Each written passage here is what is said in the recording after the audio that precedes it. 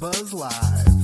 Buzz, buzz, buzz, buzz, buzz, buzz. It's Blake's Buzz Live. Buzz, buzz, buzz, buzz, buzz, buzz. It's Blake's Buzz Live. Hate less, read comics. It's Blake's Buzz Live. Buzz, buzz, babies. Buzz, buzz, babies! We are live. We're back to have another awesome Wednesday night. Another awesome Wednesday night. That's what we do. Wednesday night, Blake's Buzz Live. We are here. I've got some really talented guests here that we're going to talk to tonight. We're going to talk about their comics, and y'all should get your credit cards out and go to Kickstarter and log in. If you don't have a Kickstarter account, you make one real quick. I'll give you a minute. Sarah, are you drinking already? Is that good? It's a different kind of brew. I just have iced tea. Oh, fuck. All right. Well, we'll pretend. We'll pretend it's whiskey. No, I'm just kidding. I'll go spike it real quick. I have this giant glass of whiskey and ice. No, everybody, I'm so excited.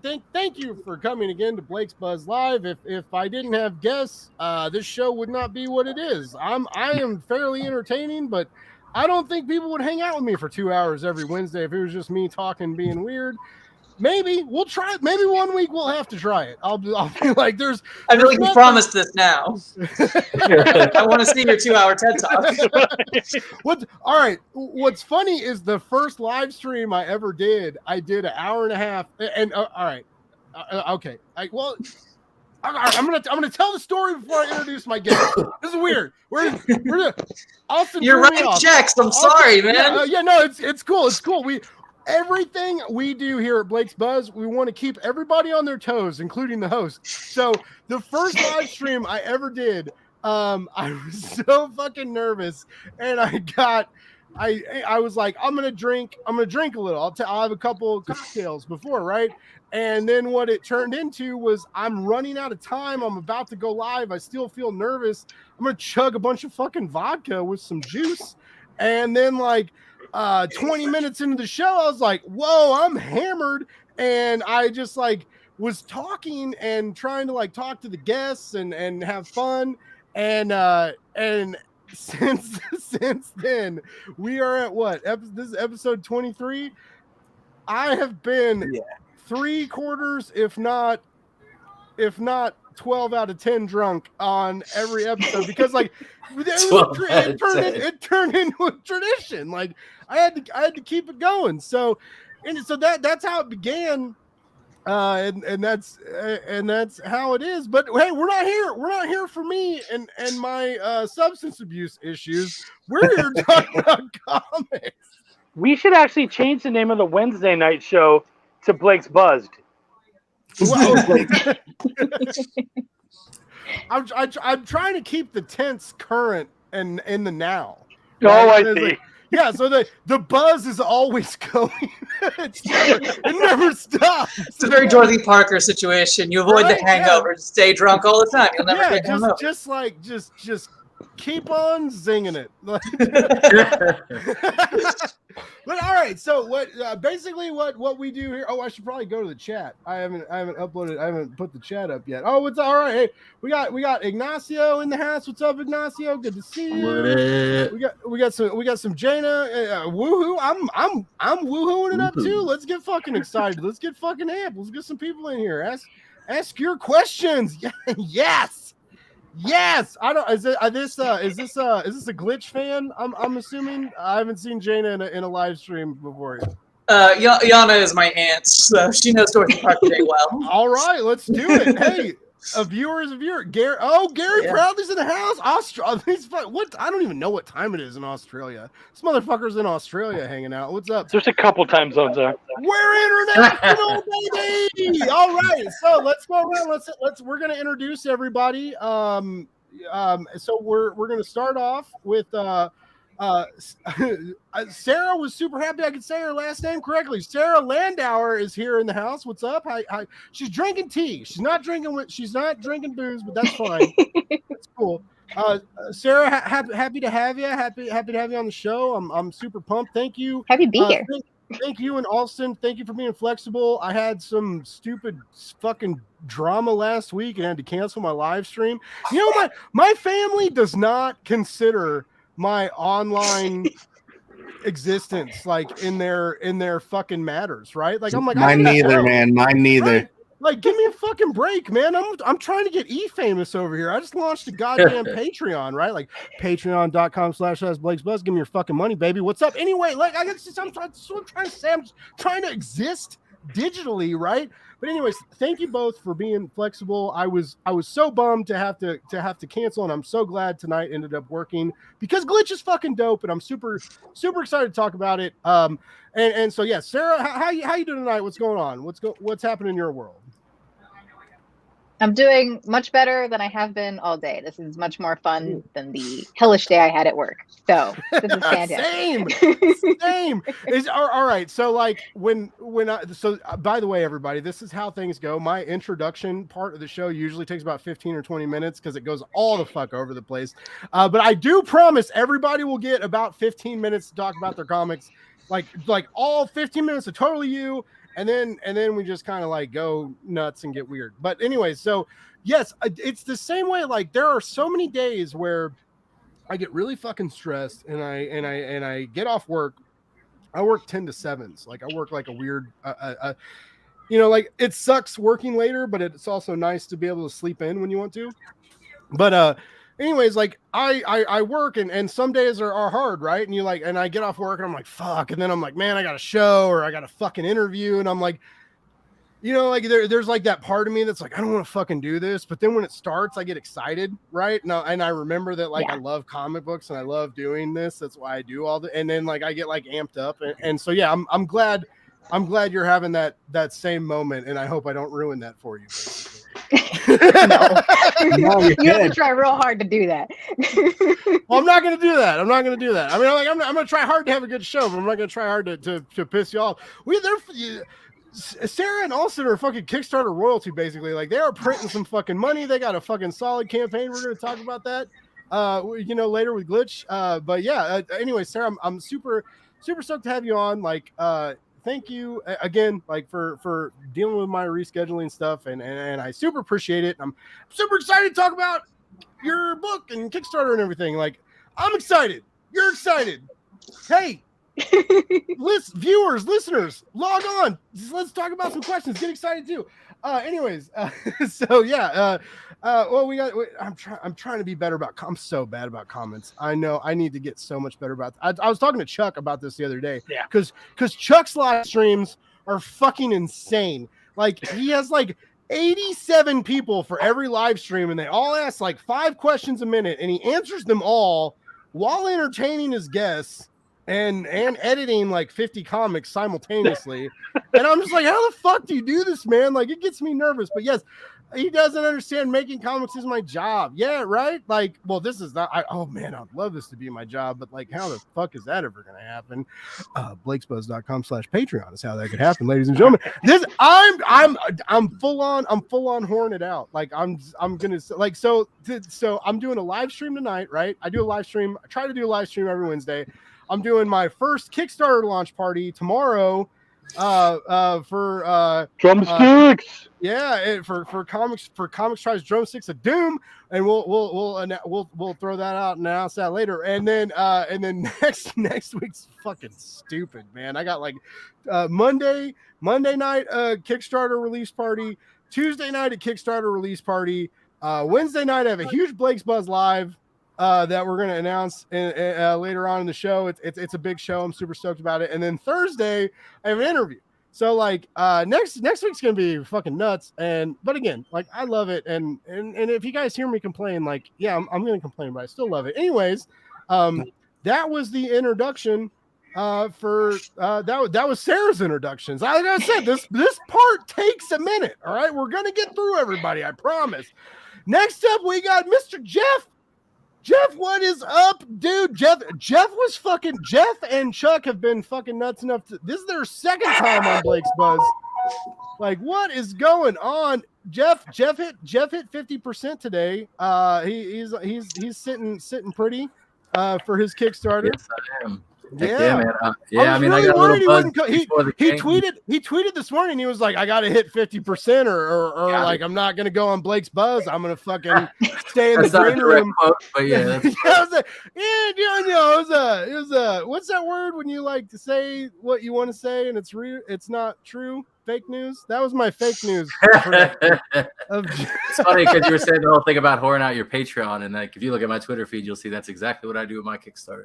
So you can't really feel bad about that's what you got to do. Like it's funny. I always hear creatives say like, "Oh, like I don't want to be annoying." Like, be annoying. I don't want to be annoying, but you got to be there. annoying. That's the thing. Like, you don't want to annoy the people. And sometimes I think, when you do lose a backer, I'm like, it's because I just tweeted. You know what I mean? And it's not because they needed the money. It's because they hate me. You know what I mean? But sometimes it's the other way around. But, that's how I feel. Sometimes it's because you're broke. And then you message the backers. You message the backers when at a real late night when you've had a couple drinks and you're kind of sad and feeling bad about yourself. And you're like, hey, I'm so sorry. Like, my student loan bill and like my check wasn't big enough, and I'm so sorry. And then they respond to you. They're like, who the fuck are you? Like, I don't care. I'm like, oh, sorry, I just told you about my whole life, but that's fine. No one's ever done that to me, by the way. I'm just being a bullshitter, but I have done that. I have messaged people and be like, I really love your comic, and I'm so sorry I had to cancel my pledge. And anyway, regardless, Jeff, what's up, dude? How you been, baby? You're looking great. You're looking solid. You're looking like your internet connection seems to be good. I probably just jinxed the fuck out of that. You're probably gonna like drop out after I said that. How you doing, bud? It's good to have you back. I'm doing great. The internet has been pretty decent, I guess, as far as streaming goes. I had to turn off the Yankee game, even though it was the 9th inning, but you got to do what you got to do. Other than that, I'm doing pretty good right now. The Yankees are starting to win again, so that makes me happy. Like we said, we 50% on the Kickstarter campaign. Stoked about that. I actually had to adjust one of my backings today on a campaign. I'm still a little bummed about that. That's the real work problems. How that goes. Jinx it. I did jinx it. He froze. Yeah. Oh, fuck. Damn it. Jinx it.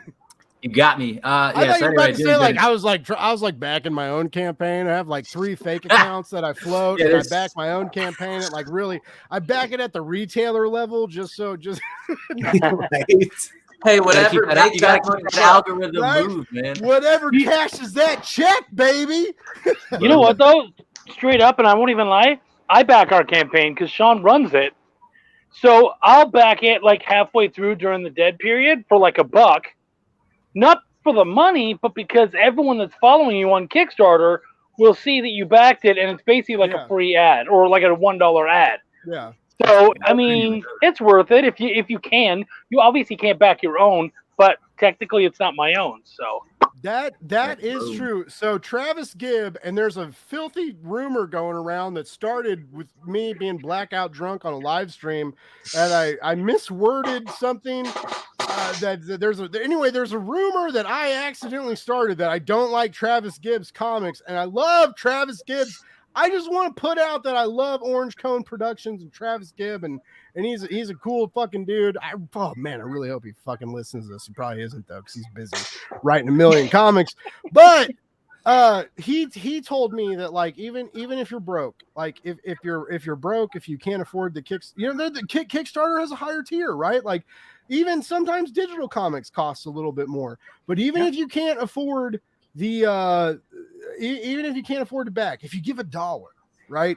If you can give $1 to a campaign and retweet it and say this looks cool, and here's $1, that's gonna affect the algorithm. That's gonna affect the people that see it, and that's a huge deal. And nobody knows how much you backed it for. It's not like they tell everyone, "Hey, this cheap motherfucker only did $1." Like that's not how it goes down. They're like, "Hey, this guy supported this thing. Great. Okay, cool." So that's I kind of wish it did. Dude, you and me both. Hey, no one watched Blake's show because he just gives everybody a fucking $1 like a loser. Actually, no, I guess I don't want that to happen. And now that I think, I now want to change my Kickstarter account to cheap motherfucker. Yeah. So that every once in a while, I'll just be like, cheap motherfucker just pledged to this campaign. Let's just make a bunch of alt accounts and fucking get weird on Kickstarter.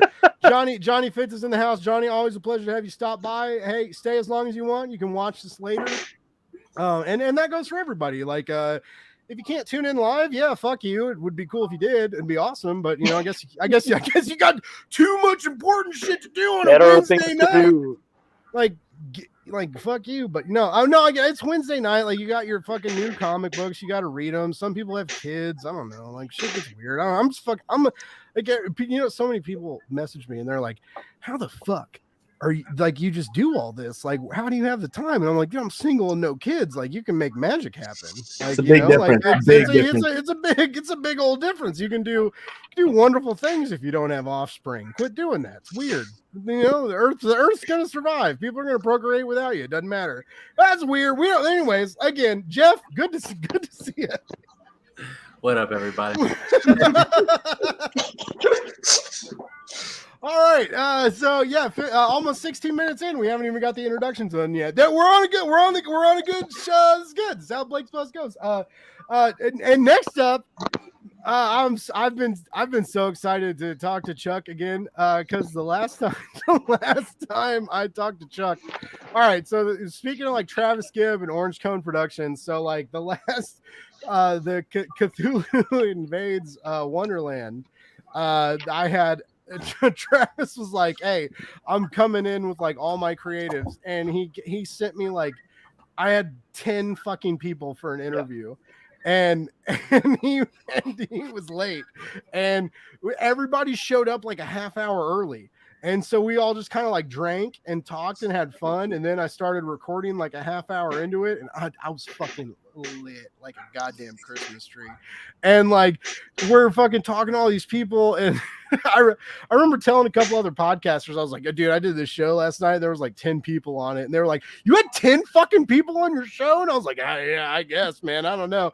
But so like, and we had all these people, and even being as intoxicated as I was, I feel like I managed it well, and the metrics paid off. Like, we had a good show. But that was the first time I got to talk to Chuck, and we've talked since, and he's a good guy. He's a fun guy. He's a great comic book editor. He's a great writer, which we're going to talk about later, because we're here to talk about Belial tonight. Chuck and Sean, we'll get your intro here too. Like, you'll get equal parts. If not, take Chuck in the back alley, beat the shit out of him, because you forgot to tell me you were coming on the show. I got it coming, man. That's fine. I used to be a bouncer. I know how those back alley dumpster fights go. I was one of them who got my ass kicked every now and then. The good thing about being a bouncer is, if you do get your ass kicked, there's patrons that like come help you out. That's the good part of being a bouncer. And that's by the way, I don't know if you guys know, I've launched the Blake's Buzz Patreon, and that's all right. I'm done. But like, please give me your fucking money. But anyway, Chuck, I'm super excited. How you doing tonight, bud? Fucking great, buddy. I've been looking forward to this one for a bit, and I told Sean, I was like, dude, this is the one. Like, you were gonna have a fucking blast. So yeah, we're in. Oh, cool. No pressure on me, right? Yeah. Either make it good or fuck off. Make it good or go fuck yourself. Cancel your YouTube channel. Get off Twitter. Just fucking go work at a library. I don't know why I'll start telling patrons. I'm like, step off. He sucks. Work at a library. Let's let's do that. Let's just that's a new like go fuck yourself. Go work at a library. Anyway. That's what I do, everybody. I say weird shit. All right, hold on. We got some comments. I'm trying real hard. Wendy's been on the show before as well. So I'm just trying to get some writing done, but oh man, there's but hey, Wendy, what Wendy needs to do? Wendy needs to scream from the background is what Wendy needs. Like Chuck does. Like when you're interviewing Wendy and Chuck's like, I ate a gummy 5 minutes ago. Wow, and like that's what Chuck does when you're interviewing Wendy. No, Wendy, thank you for stopping by. You're awesome and you're a great writer. Gary, smooth segue. Always, baby. Always. Gary, I got Gary. Also, I got the comic you sent me. I think I responded to your email. I might not have though, because I fucking suck at doing that, by the way. But like I did get Gary sent me a food comic thing that he hasn't found a home for yet, and I'm really excited to read that. Oh, John Westhoff, so cool. People in Chuck. John, I talked about that. We're gonna go live with John. We're gonna do his Kickstarter launch party tomorrow. Oh my god, look at these people are fucking like watching the show. It always freaks me out. People watch my show. Awesome creators, let's go. What's up? Thanks, Ann. Awesome. Where's Coheed and Carrie Becker? Dude, they won't let me play that. They'll fucking take it off the internet if I do that. Coheed doesn't know me. Yeah. Come on, man. Trying to get me canceled. Oh, Wendy. And I want to. That's a good thing. All right. Well, all right. So we went through some comics. We're almost 21 minutes into it. We still haven't introduced everybody yet. God, I'm a damn good host. No one's ever coming back on my show again. This is awesome. Sean Instinct Barber. How's it going, man? What's up, dude? Fellow baldy comic book nerd. I'm already down for it. Like, what are you doing here? What are you doing with Chuck? Like, what are you doing with it? You just look like you're on another level, right? And you're linked to Chuck in some weird way that doesn't. I'm just kidding. Well, I worked on Chuck's awesome, book. by the way. I worked on Chuck's book before he ever worked on one for me or with me at this point. Yeah. Wow. So, Welcome to the Void. Well, I was his artist on that book. So, yep. What book did you work on before Belial? That was, like I said, Welcome to the Void. Oh, okay. For Chuck. Oh, along with like another one, Into the Darkness, and then I've probably worked on over, I'm gonna say, like 25, 27 other books at this point. How do you know John Westhoff? Because fucking John is like I messaged John, we were talking, and John was like, hey, like and I was like, hey man, you want to I'm doing fucking 2 Kickstarter launch parties next week. I'm kind of fucking nervous. And I was like, hey, you want to do like a out of the blue fucking nowhere Kickstarter launch party on Thursday? And he was like, I guess. And I was like, sorry, fucking twist your arm. I was like, sorry, I'm trying to promote your goddamn book, John. Anyway, no, I'm just kidding. But I was like, and he kept talking about Sean. He's like, oh my God, like Sean, like when's Chuck coming on your show? When like my buddy Sean's working on his book. And I'm like, yeah, it's tomorrow. It's fucking Wednesday. Like, come on. Like, I told you this. Like, are you guys like super tight dude bro buddies? Like, how do you know John Westhoff? Well, okay, so way back when I started working on comic books and stuff, I also reviewed comic books for a website called outrightgeekery.com. And because of them, I got jumped into heading up the Indie Comic Conspiracy Facebook page. So it's a Facebook page dedicated to not the marketing side of stuff, not the drop link empty posts where people just throw out their Kickstarters, but more of a support and networking type of page. Talking about creation and process and yeah. So it's more of a support for that. So he's been a part of that page for a long time now. So we've got a lot of good people in there and gotten to know some really dope people, but always driving that connection and networking and support and just through helping each other grow through that. So nice. That's that cool. And I edit one of his books too. So which book do you edit, Chuck? Depowered. Oh, okay. I got that. We're gonna be talking about Drumsticks of Doom. Yeah. But like way to bring up Depowered. Just throw a wrench in the goddamn gear, you son of a bitch. No, anyway. He didn't hire me for that one. Fuck, I would have done it in a heartbeat. I'm a metal head. John, get in the chat. I'll send you a fucking link. Let's battle it out. Let's figure out why you didn't do it. No, I'm just kidding. But yeah, Sean, no, it's awesome to have you. You come highly regarded. You popped into the live stream. I said, who the fuck is this guy? And Chuck was like, oh, God. Whoa, you got graphics? I don't even have fucking graphics. Oh, shit, man, my fucking guests are out doing me again. Oh no. Anyways, no, I'm super happy to have you. I love your art. Your guys' comics really funny. I'm really stoked to talk about it tonight. And last but not least, we've got Alston, who has the best hair of the group tonight. It's rainbow. It's shiny. It's gorgeous. Thank you. And you and Sarah co-write, right? you're co-writers, co-creators, co-creators. Sarah does the writing and I do the art, but it's a you really do like, the art. yeah, You do the art. Oh, fuck. yeah. Oh, But it's a I'm very sorry. collaborative process, so we're both kind of got our hands in both pots. Yeah, I feel like I'm we should both have story credit. I do like the writing, then they do the art, but like we collaborate pretty heavily on the story. does that like hurt you on the inside when you just have the writing credit and then your co-creator has 2 credits and you're like, fuck. No, Alston deserves all the credit. No. Whatever y'all are doing is working, and let's just, you know what, let's just start. Like we've done well. First of all, we've almost done the intros. Alston, how you doing tonight? How's it going? Have you already regretted your 20 minutes of being live with me so far? Like, what's going on? Absolutely the fucking opposite. Absolutely not. Good. This is the most human interaction I've had in like 4 days. This is fantastic. Let's go. I forgot. Like, all right. So now that we've done. Oh shit! Hold on. We got fucking Nottingham Scribe, and he's got like 5 million other fucking projects going right now. Buzz babies. David, I love you. You're so pretty. I just want to cuddle you. I'm sorry. He was fangirling the other night on the Comic Burritos to David. So fucking hardcore, guys. It was bad. It was bad. That comic burrito live show was really fun, and at one point, I swear somehow he was able to undo dude's zipper from fucking a continent away. It was ridiculous. It was fucking stupid. Well, we were gonna go to one of Jared Lujan's parties, and we were gonna get married.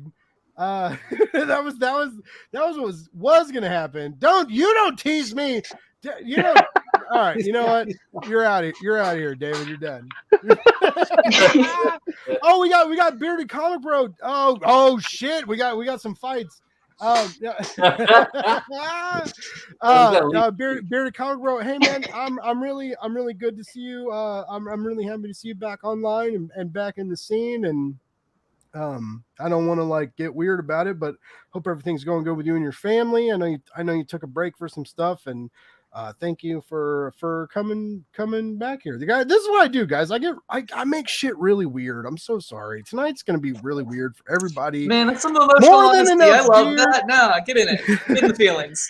I'll grow it back eventually, but I really do. I do like the mustache, and I like the kissy emojis. And you know what? I just want to be. I want to just fucking ride your fucking Nottingham coattails. I'm not gonna lie.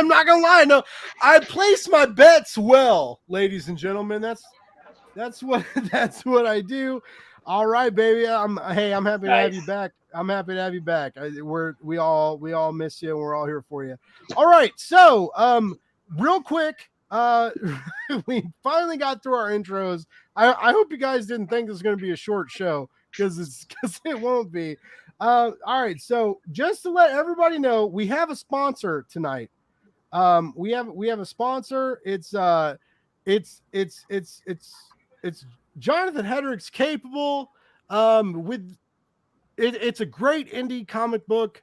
Oh my god, I'm so bad. You guys would think I would know how to like talk to people online when I do this.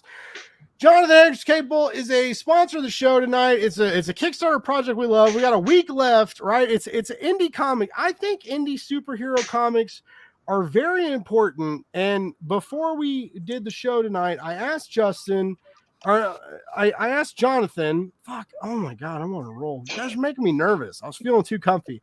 I asked Jonathan to tell us why his superhero story is important. And this is from Jonathan Hedrick himself, not Justin, Jonathan Hedrick, by the way. Just so everybody knows, it was Jonathan. It wasn't the knockoff Justin Hedrick who wrote that other comic. He didn't write anything. He's not a real person. Anyway, fuck, Bird. Please subscribe to my Patreon, ladies and gentlemen, so I can pay to get myself out of this fucking hole I dug. Anyway, from Jonathan himself, he says, Capable is less about the awe of superpowers and more about the danger. its theme focuses on the wreckage that would be caused around the world if one thing changed. This series is about risk and instability as well as acceptance on so many levels, and it really is. It's about risk.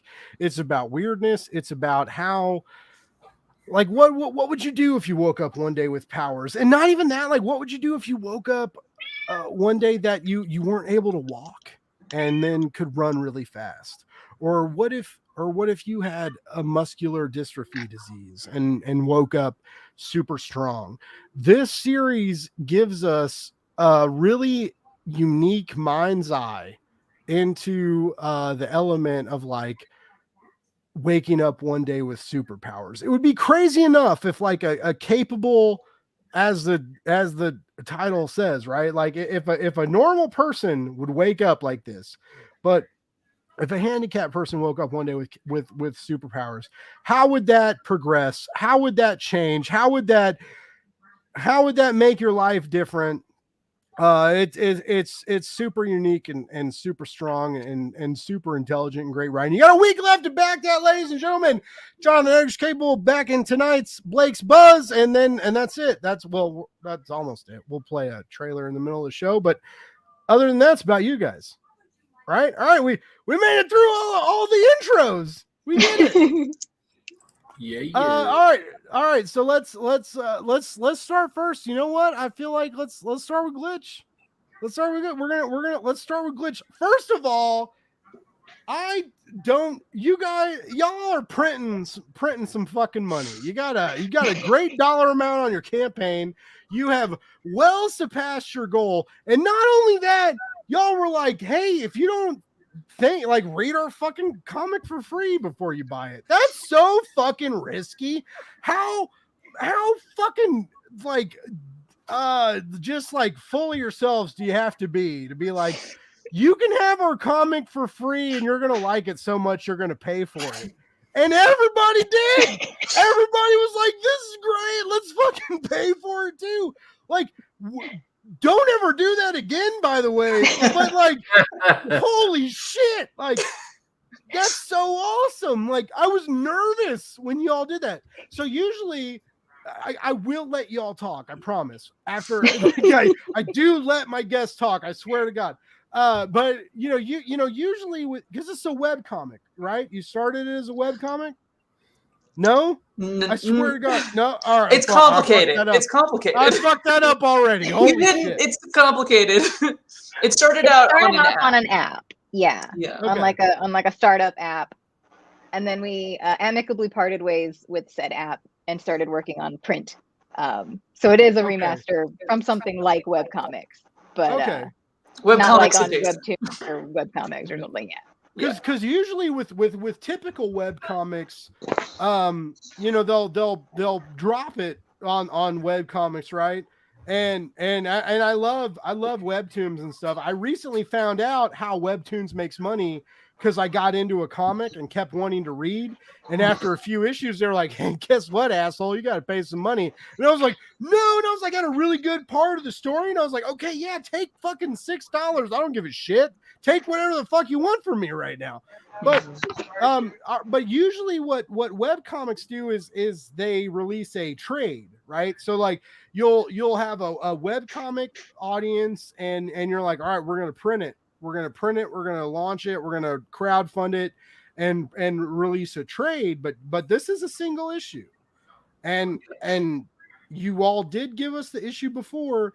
And if you look at the Kickstarter campaign, which let's just bring it in. Let's bring it in here right quick. Hold on.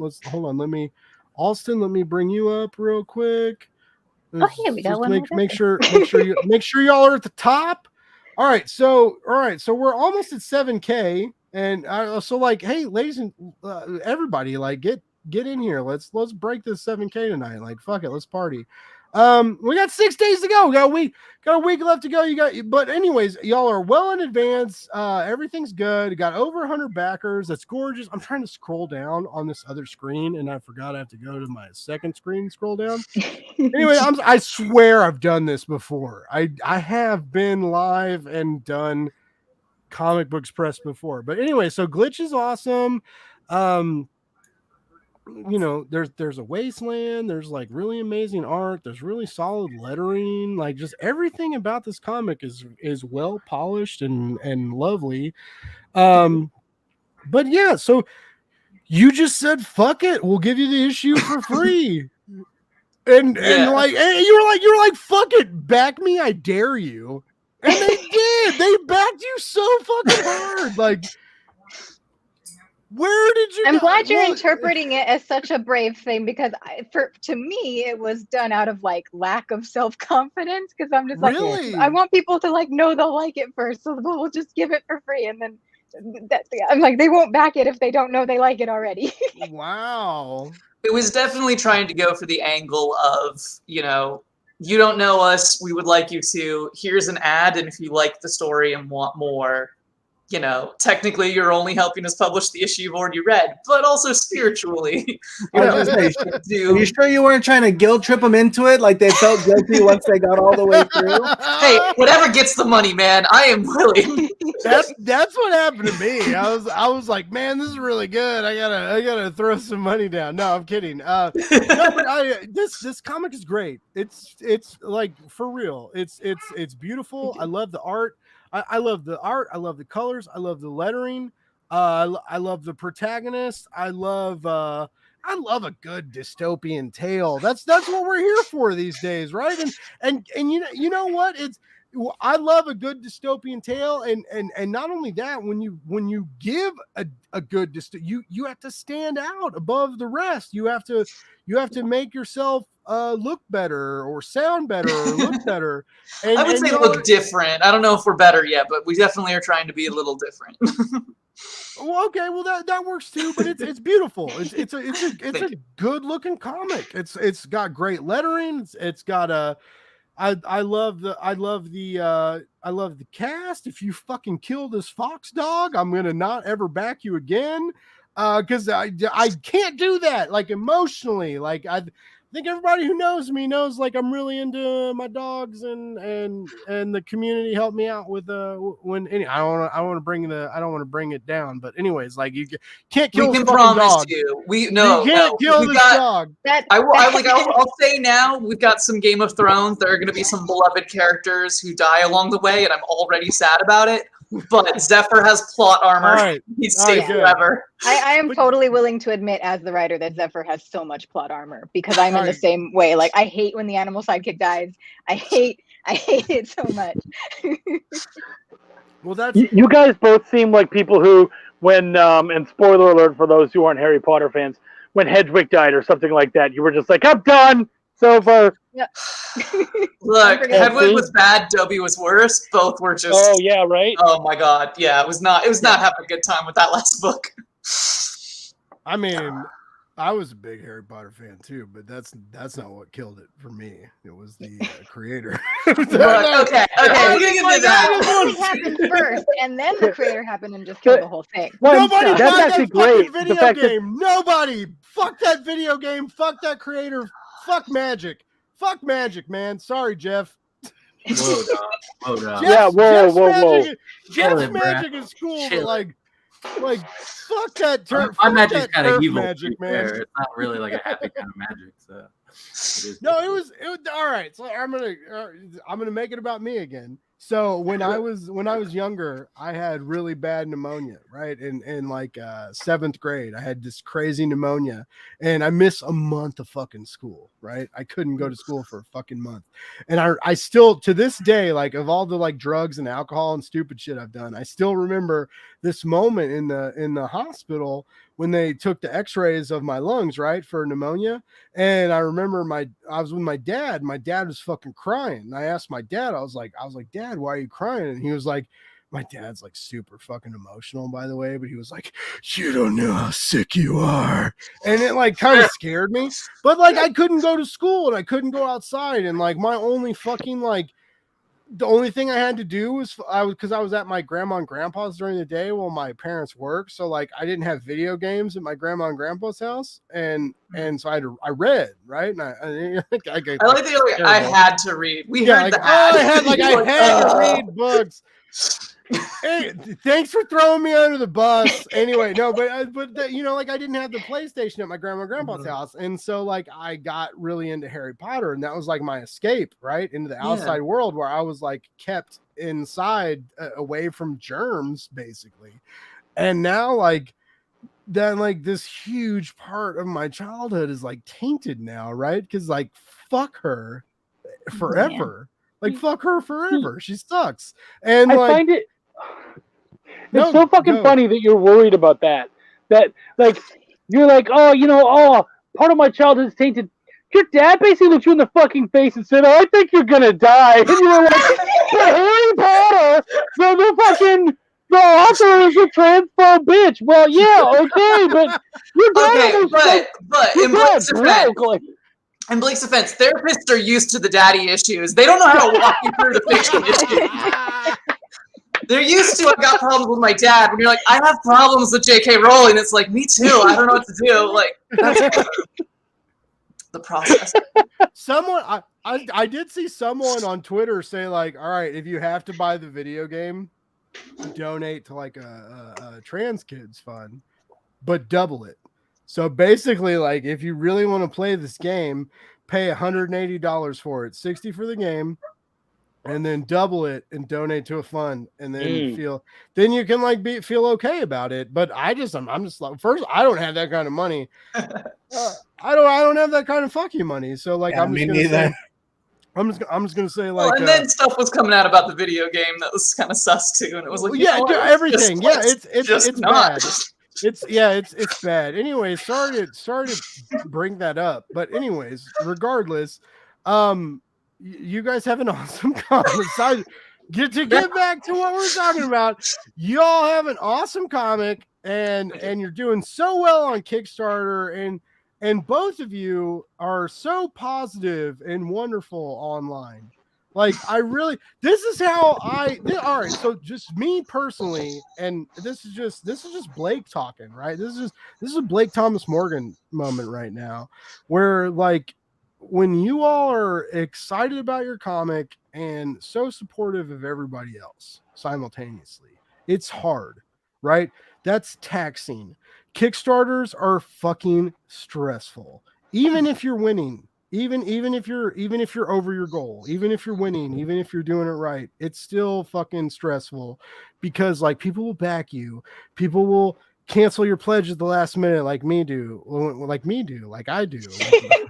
Like me make when I run money out of bank account. Anyway, but you know, like, it's not an easy endeavor. And I do think that Sarah and Alston, I think that your attitude is a real, is part of the you know, algorithm of your achievement with Glitch, is how excited y'all are for comics.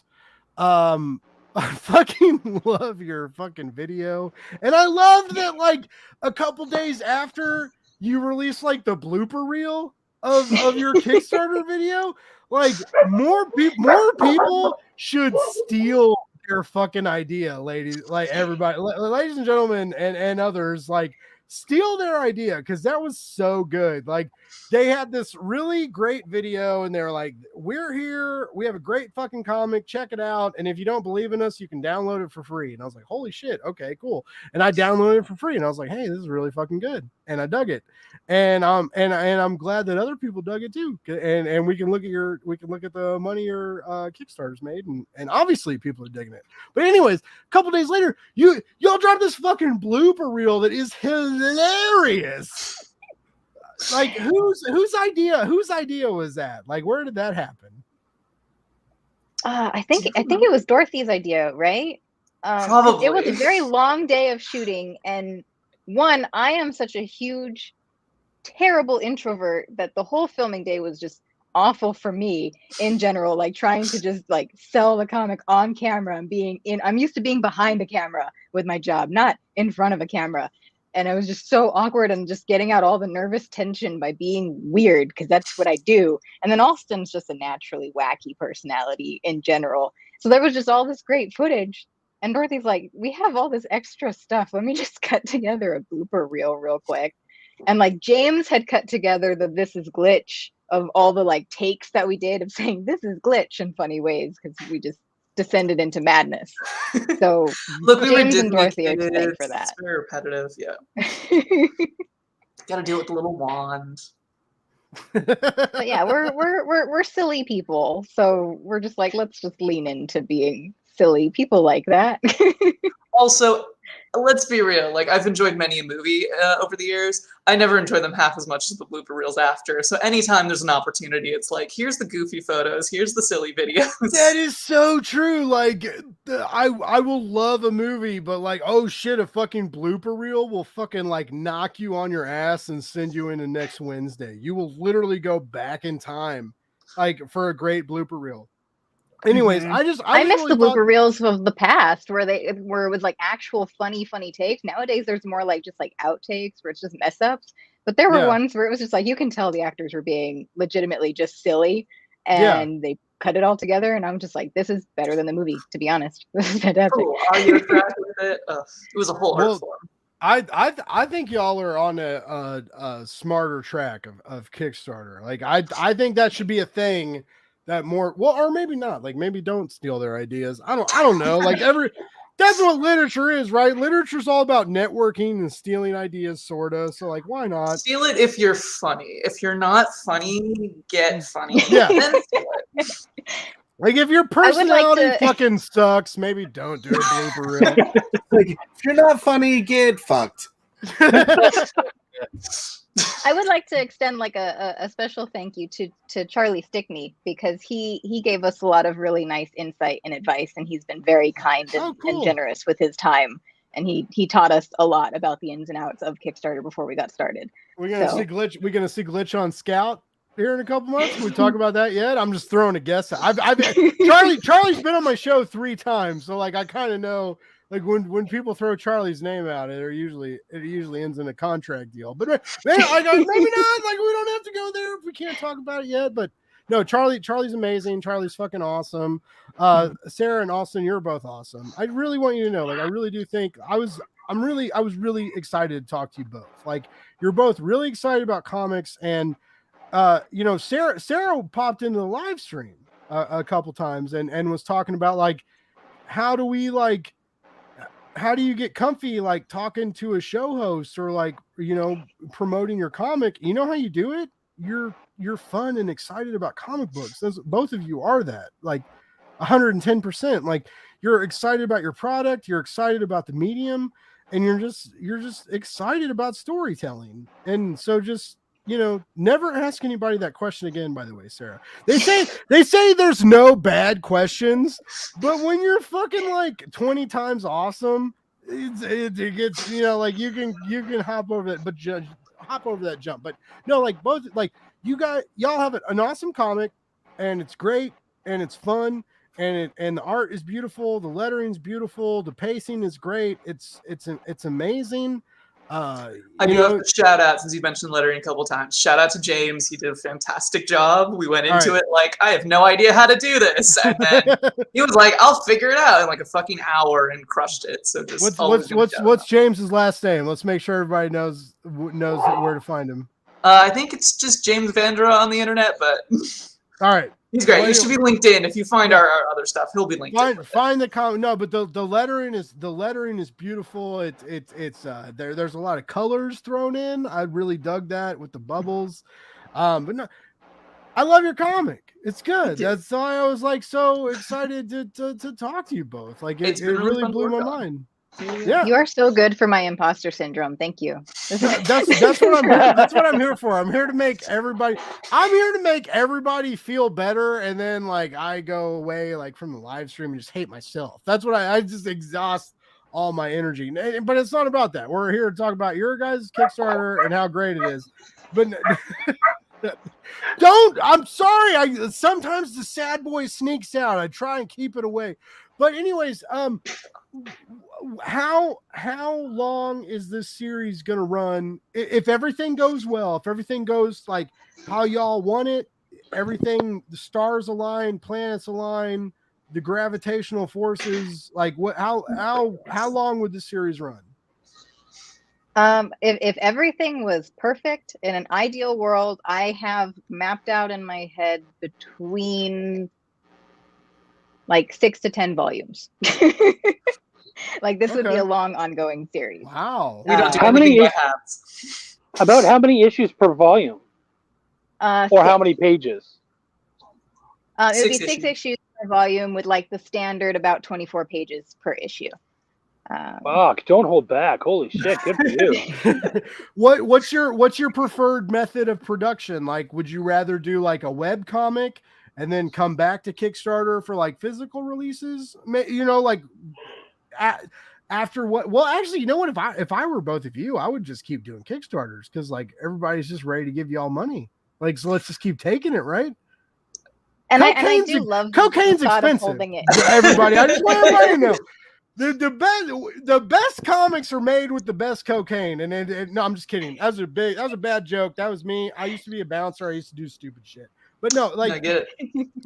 I think our thought at this stage is, and you know, we're always down to experiment, but I think our thought at this stage has always been keep doing issues going forward, continue to have the first PDF for free online, but like future PDFs be, you know, a couple dollars. And then continue to kickstart issues and do like convention circuits and such. Yeah. Yeah. Not to go back to me putting out bad drug metaphors, but the first taste is free, right? No. Look, I wasn't going to put it that way, but you brought cocaine in the equation. I don't know why you have to keep putting us out like that. Thank you, David. I do try and negate everybody's imposter syndrome but mine. But no, again, like I'm really excited to see where both you take Glitch and future shit. You know that y'all do. Like I hope you guys I hope you all tell like more stories and not just this one, but you're both really passionate, you're both really talented.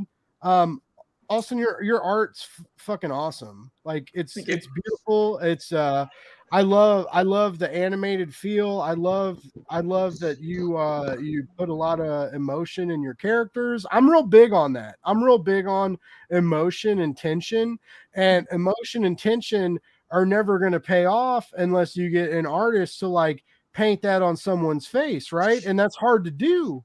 It's really hard to do, ladies and gentlemen and others. Like you have to try. You don't have to try. You have to just like you have to be like in tune with humanity and in tune with the script and you're doing that. And the action is really great. The action's great. Regular scenes are great. Characters are great. I can't kiss your comics ass hard enough. I really can't. It's really awesome. And I'm really excited I got to talk to both of you. And I'm very excited that your comic is finding the success that it's finding it because it deserves it. If I may be so bold as a comic books press person, I read a lot of comics. I'm on a lot of press lists. And y'all are doing it right. And so like, just take that for granted. I would say like even if you don't fund, but you're like 700% funded. So like you're good. You're ready to go.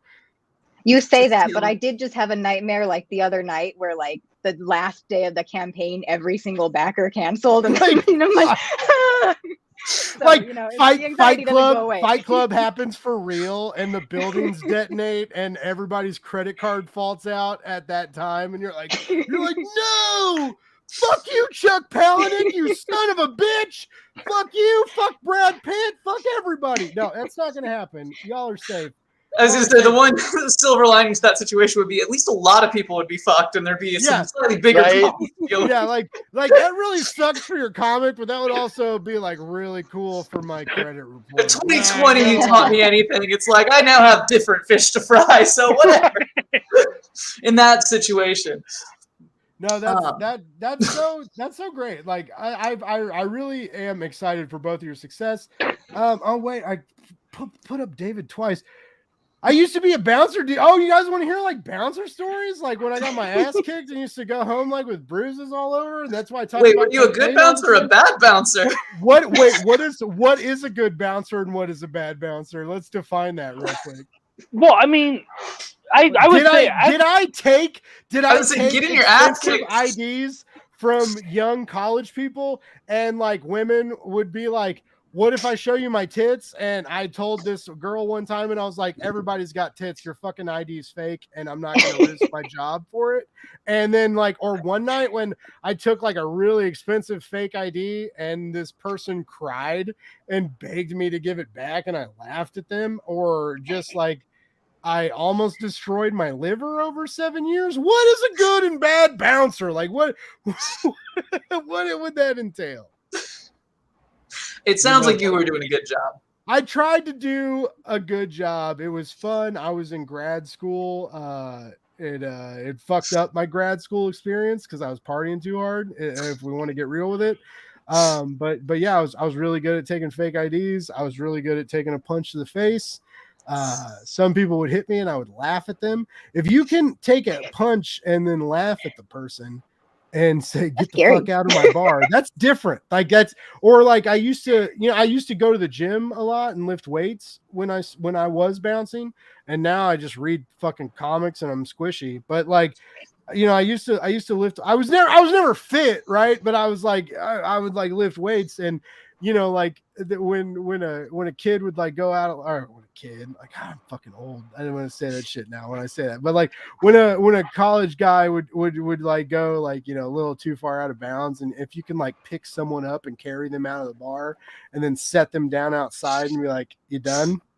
Like, like that'll do it. That was me. So that was me. But there was also a couple times where like some like one time a big giant fireman fucking threw me around like a rag doll, and it scared the shit out of me. And so like it was like I didn't win every battle. And what I learned, so like I turned 31, right? I turned 31. It was my last year in the bar.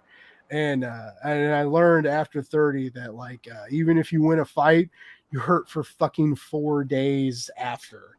So like it's not worth it. It's not worth it. Anyways, regardless, right? Thanks, David. Thanks for fucking throwing me off balance again. Anyways, but yeah, so everybody needs to fucking back Glitch. It's fucking awesome. It's fun. It's gorgeous. It's bright and vibrant, and it's a really great adventure.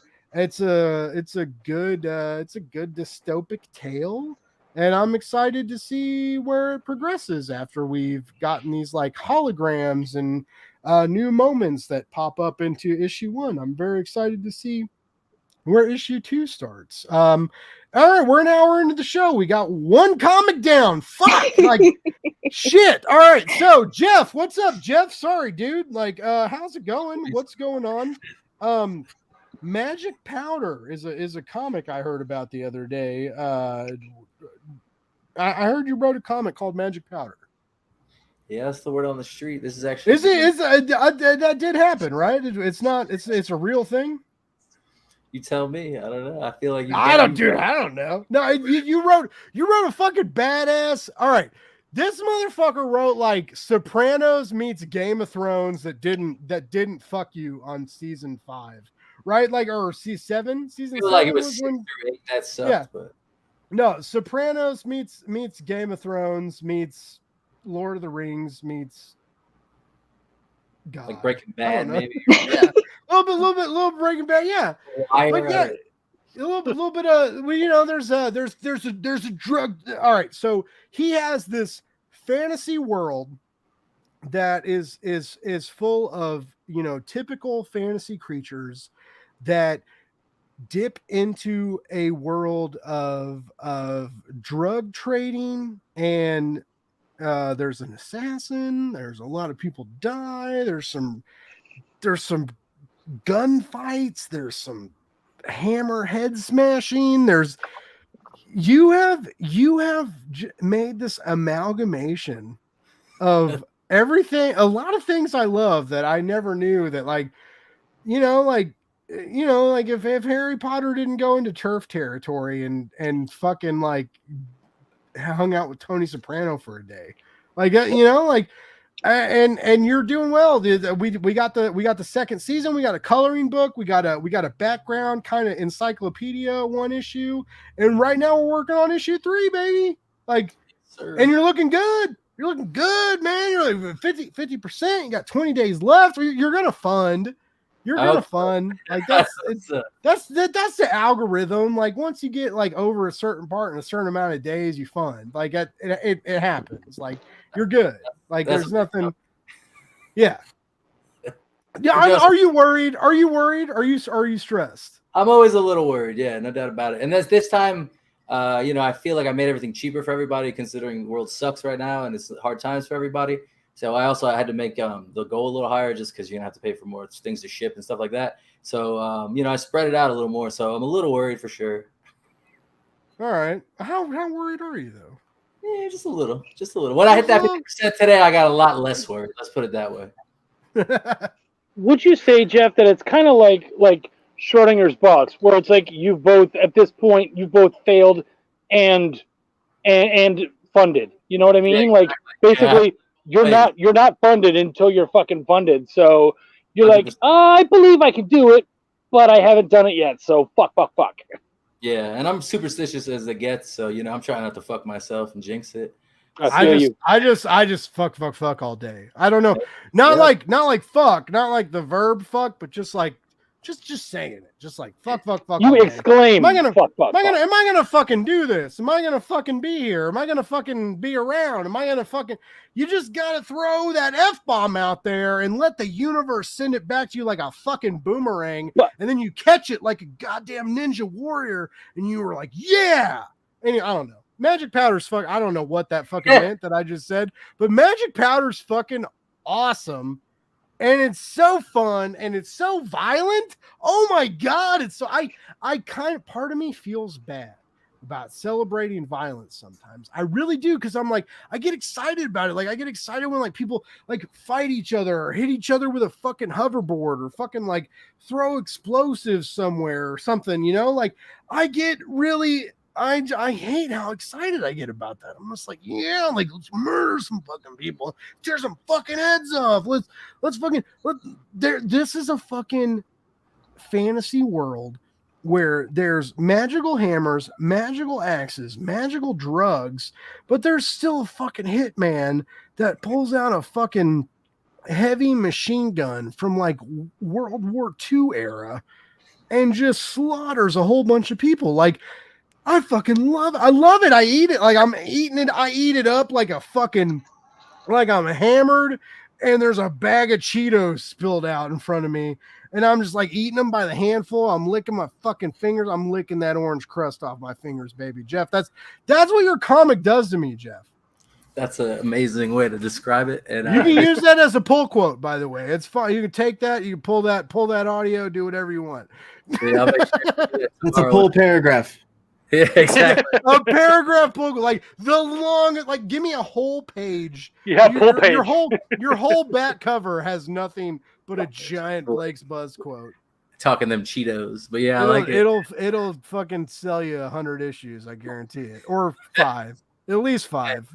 That's that Blake's Buzz bump right there. That bump, right. Baby.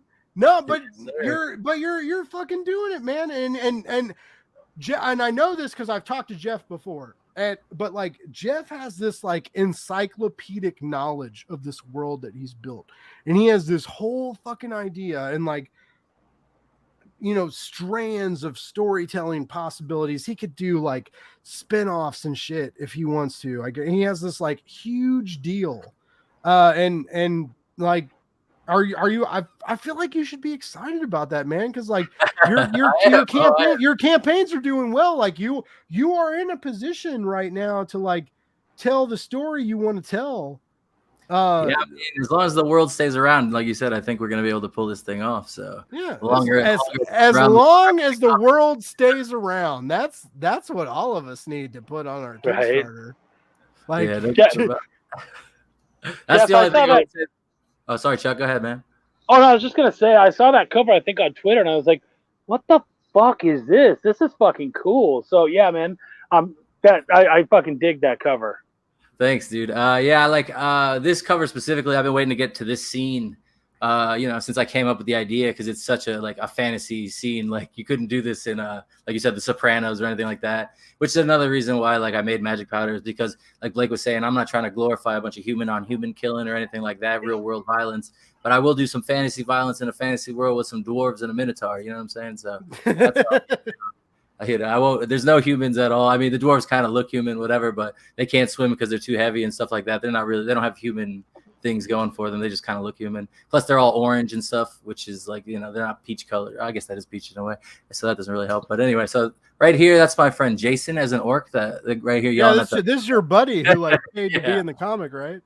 Yeah, like I just wanted to have a bunch of my friends in the comics. So that's one of the rewards where you can just put yourself in the comic. And the blue guy is also my buddy Matt right here, like on the top of the staircase right there. Wait, not the little guy, right? Yeah, with the bandana. Here we go. Yeah, so you won't see his face until probably issue 5 or 6 or something, because these characters are just being introduced right now. There'll be a bigger part later. But yeah, so it's just fun having like your friends in the world and stuff like that. A few other backers are going to be popping up and stuff on the cover. Actually, 2 of the backers are on the actual cover, so that worked out well for them. And then the Minotaur. We got goblins, we got orcs, we got dwarves, we got gorgons with the snake hair right here. They're knights. They're not like cops, so we don't use that term in Magic Powder either. And then that's pretty much it right here. You see the dwarves are trying to drill underneath the ranch of the Minotaur, trying to sneak up on him while the knights distract him. That's the whole concept here. I thought dwarves are big on digging and mining and stuff like that. So how do you work that into like a hit situation? So here we go with the giant drill. And so these 2 guys in the middle between the black shirt guy and the guy with the drill, they're backers that got drawn into the comic as well. So that's pretty awesome. Yeah, it's just Danielle's really amazing at putting people into it. So like sometimes I'll ask him to put like actors into it and stuff like that. I don't want to say who because I don't get sued or anything, but certain things, and that's pretty much that. But yeah, and then the Minotaur is based on like I don't know if you guys ever played Hades, but you fight a Minotaur that's based on mythology and stuff like that. So that inspired me to throw a Minotaur in here, and I thought the term "hit Minotaur" sounded cool, so that's how that went out. It's funny because I'm like I read a lot of comics, but I still like people blow me away with their like comic historical knowledge.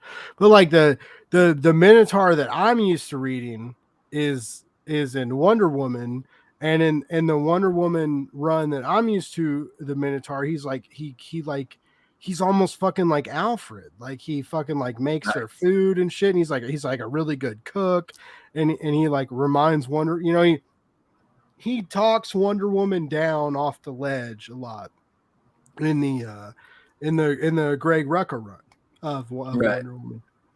And then other than that, it would be like the Minotaur I'm familiar with is in like the House of Leaves novel Minotaur, right? Where like it's a legit monster, and he like leaves claw marks on you while you're trying to like venture into this labyrinth of this house and shit. And this is totally different, man. This is like fun and fresh and unique. Jeff knows I love him. Like Jeff is my dude. Like we hit it off just commenting on Twitter and like talking to each other before he ever came on my show.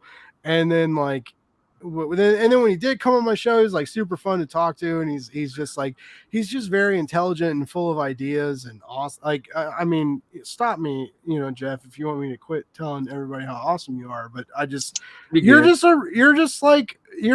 a fucking good storyteller, and I know this makes me sound cocky, and I try not to do that, but like I have a pretty good vibe of who tells good stories. And I feel like that's why my shows and my podcasts, I know who to talk to. Like, right? I know who to bring on. I've yet to have a person that like I'm trying to, like wring water out of a stone, right? Where like this person just won't open up. This person just won't let me talk to them. And I kind of get that vibe from people, right? And that's who I bring on my show, is like people with good vibes, people with good stories, and people that are just good people, right? Like there's a lot of people out there right now trying to tell stories that are negative and mean and believe in bad stuff, and I don't like that. Right? I don't want that at all. And so like to be positive and to be a good force in the world and also tell great stories, like Jeff, that's you, baby. Like and I'm just like I love it. I love it, man. And you're like me. You like basketball more than I do. Like I'm like a football guy, but you know, like I mean, I love football too. Giants won the other day. I'm freaking out still, bro. I was gonna wear my shirt actually, the offensive player of the week shirt, but it was a little wrinkled, so. Yeah, well, I mean, like I watched my boy Pat like fucking just beat the shit out of Arizona and make it look pretty, right? But you know, like poor Arizona. we don't get there's a lot of comics and wrestling crossover, but there's not a lot of like comics and mainstream sport crossover. But anyways, like regardless of that, regardless of how, like I just appreciate that about you. Like you're a good storyteller. You're fun. You're funny. You're easy to talk to. You kind of get life, right? Like a lot of my other guests, like you know, going back to like Sarah and Alston, like you are able to take so like Sarah and Alston have this kind of like fantasy sci-fi world that they're building, right? But they make it work because you believe in this character and even in the outlandishness of every single scenario and how crazy it is, you're able to kind of like latch onto that. And Jeff, you do that too. Like you have this huge fantasy world, this like encyclopedic fucking knowledge of it that you're just ready to like put out there into the world. And then you also like bring in this fucking like high tension, high action gangster mentality of it. Yeah. And so like, how did you find that mentality? How did you find that mix up? How were you like, I'm a fucking fantasy nerd and I'm going to fucking turn this into the Sopranos? Like how did that happen? I think a big part of it was like the end of Game of Thrones, like you were saying earlier about how it ended badly. And, you know, I felt like there was a big gap there. And Sopranos been ended since 2006, so I've been waiting for something like that to come around forever. And then I caught on with this show from Italy called Gomorrah, and it was like unlike any TV show I had ever seen. And it's about the Camorra, which is like another kind of mafia in Italy. It's not La Cosa Nostra, it's a different syndicate or whatever. So, you know, that show, it was just like bop, bop, bop, bop, nonstop. No, you know, no Melfi scenes, no slow stuff, none of that stuff, no sex scenes or anything like that. It was just like meat and potatoes. What do you need to do to run a drug empire, that kind of thing. And they're running it on top of ancient Rome, you know what I mean, in Italy. So it's like all that kind of stuff really inspired Magic Powder, the storytelling in it in a lot of ways. Like there's just no time to sit around and waste, like, you know, like say like a Deadwood or something where everyone's just, you know, sitting around talking for a day. And that's kind of the whole episode. Like, you know, you don't know where we're going to go. You don't know what's going to happen, how fast, who's going to live. You don't know who the main character is. There's none of that kind of stuff. The main character is Magic Powder. That's why it's called Magic Powder, because, you know, there's no plot armor or anything like that. And that's it, really. There's no sitting around, you know, like dwelling or anything. You can do that later after you're done reading. But yeah, there's not enough pages for that in a comic book, I don't feel like, or at least not for what I'm trying to do with this comic book anyway. Because obviously there's a million different ways to do comic books. Like Fellhound just sent me her Commander Rao book, and you know, that's totally different pacing and atmosphere and stuff like that. So you could do a million different things with comic books. So don't get me wrong. But what Magic Powder is like more of just like a, you know, nonstop tell you, like it's more of like the event. It's almost like a history of that world. You know what I mean? You're just kind of getting it quick, boom, boom, boom. Because like, yeah, you know, I want to tell you guys so much, so I don't have a lot of time to just sit around. And like I said, I don't really want to like anyone to know who the main character is, because the second, you know, someone starts pontificating for an entire issue, you know, the chances are you're not going to kill them, or you are going to kill them. It's almost like a, you know, a giant red flag. So I can't really do that either. You know what I mean? So I just try to give everybody equal time. So you don't really know. You just don't know. No one's safe. I don't want anyone to feel safe. No one is safe. And I also love that you brought up Phil, because your comic, I love to see people die. I love it. I'm like, yeah, murder that motherfucker, shoot him 1,000,000 times, smash his head with a giant fucking Thor hammer, cut somebody's fucking limb off. Like, oh man, take that fucking bag of magic powder after you shoot that guy in the face and snort the biggest fucking line and then go into the next scene. Whereas like Phil Phil makes you like hate people. Like you're like, oh, I'm really attached, and then Phil's like, I'm gonna murder the fuck out of him, and I'm gonna make you cry. And Yeah, that was totally what you told me, they do dude. that so well. They do that so well. And but yours is different. It's you have I don't want you to like these characters so much. Yeah. I'm more like, like they're not great. I like that too, though, because you don't want us to like these characters, but you make us like these characters. Like you walk this like you walk this like fine. You it's like it's a double-edged sword. David Hazan, who's been posting comments in the chat, like I said the same thing when I was reviewing the first arc of Nottingham. I was like, do you know like what would happen? So like I was an MFA kid, right? Like I was a creative writing MFA student, dropped out because I'm a fucking dumb piece of shit. That's regardless. But anyway, like, you know, like when I was like doing these creative writing workshops, you know, like no one would ever let you be like, well, who's the protagonist? Like someone has to be the protagonist. Someone has to be the antagonist. These are rules. These are rules in writing.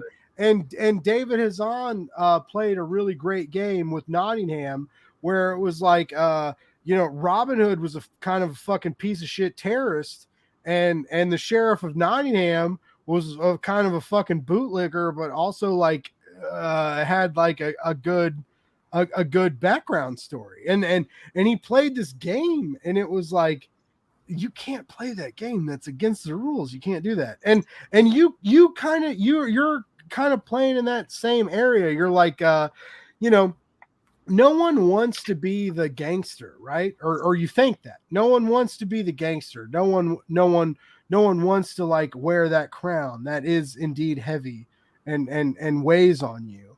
But you kind of are like, but what if you did? Like, your fucking day job sucks. Like, what if you sold fucking like magic fucking gnome powder? I don't know, man. I'm not the writer. You're fucking kind of a fucking genius, and it aggravates me. And I just like, it doesn't aggravate me, but like it does. I wish, like, I don't know. You have like this really great story. You found this really great artist, and you're able to pay this artist to like bring your vision to life.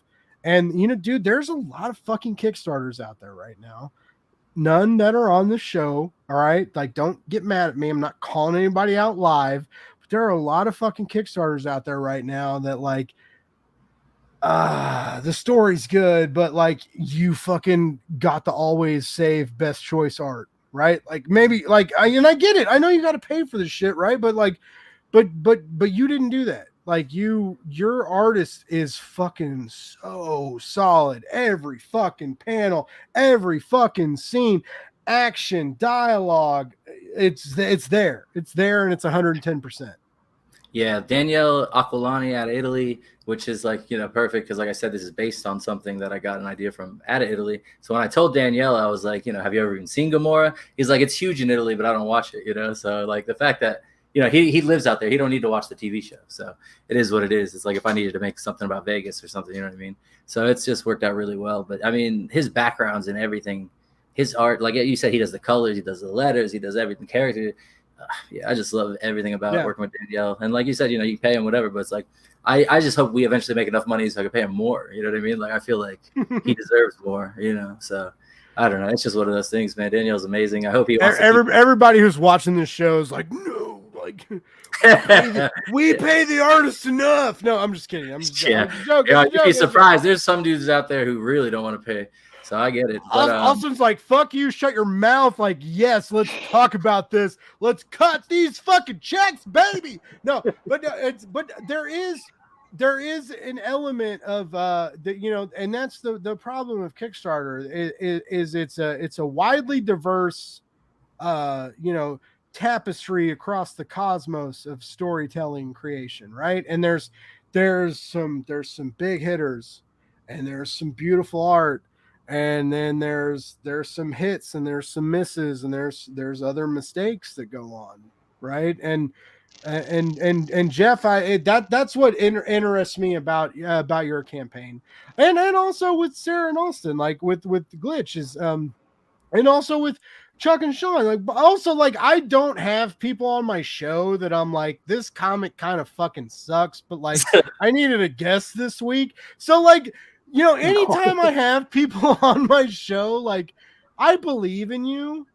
Like, I believe in you, and I believe in your project, and I believe like that, like, this needs to be printed and made real, and people need to hold it in their hands and go over it.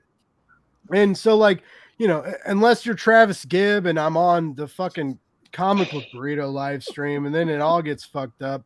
But, you know, like, I do really believe in my guests, and I would rather, like, not have a full panel, right, and to just, like, have a shorter show or something, you know, like, I don't, you know, I've been doing, Blake's Buzz is about a year and a half old now, right? And, like, I'm not perfect, right? And I think everybody knows I'm not perfect, but I also know that, like, I know where good comic books are, and I know where good comic books deserve people's money. And I do know that, like, my audience believes that, like, I will send them in the right direction, and I will never, I don't want to steer my people wrong. So when I have people on the show, and when I tell people I believe in them, like I mean that, like, 110%. And I hope everybody knows that. And, you know, like, and again, like, it's just like, that's the weirdness of crowdfunding, right? There's this whole fucking world, right? There's this whole new world. There's this magic carpet ride. Someone may have said this before in a movie when I was a child, but, like, you know, like, there's an adventure that you can take us on, and that's different than what you can find in a comic book shop. And when I tell people that, like, hey, like, yeah, you could fucking buy this comic in a shop for like $5, and it's cool, like, it's neat, it's whatever, or you could pay $10 or maybe even $15 if you want the physical edition. If you want to go digital, that's a whole different fucking conversation. But, like, you know, if you want to fucking, like, take a risk and spend a couple extra dollars and have your fucking mind blown, that's what I love about Kickstarter and crowdfunding. And all of you, all of my guests right now, like, you have done that.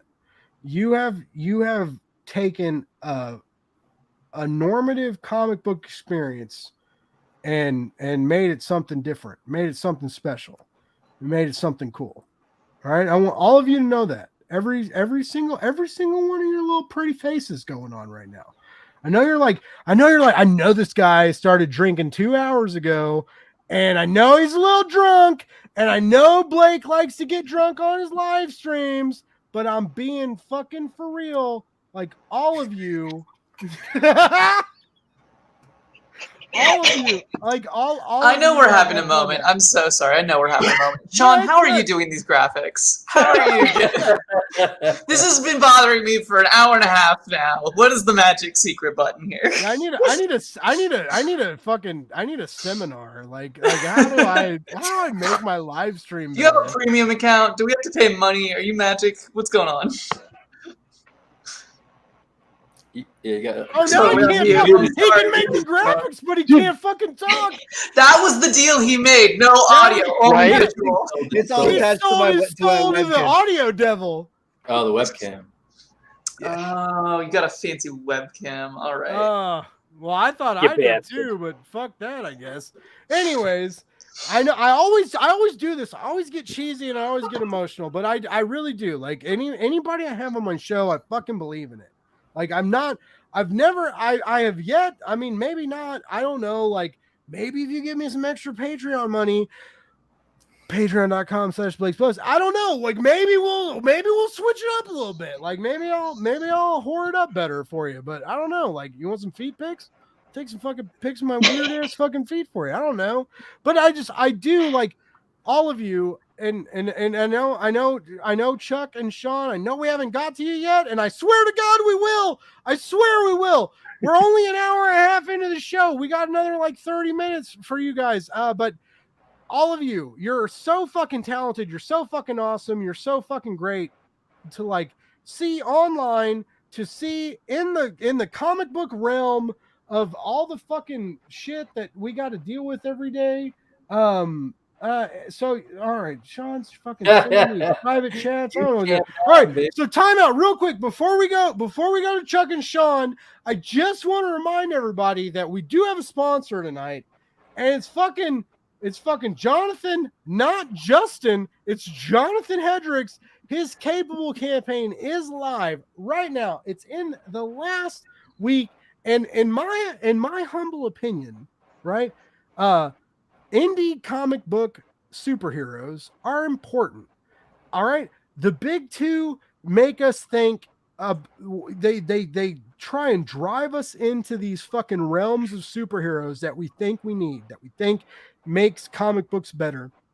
But the indie world, the Kickstarter world, the crowdfunding world, there's a giant, one step for mankind, one giant leap for fucking comic books, right? That's what I believe. And that's what Jonathan Hedrick is doing with Capable. And we're going to fucking play a quick fucking trailer. And then we're going to talk about Belial, which really made me laugh and feel alive. But just a real quick timeout. Last but not least, we're going to get into Belial. But real quick, let's check out this trailer for Capable.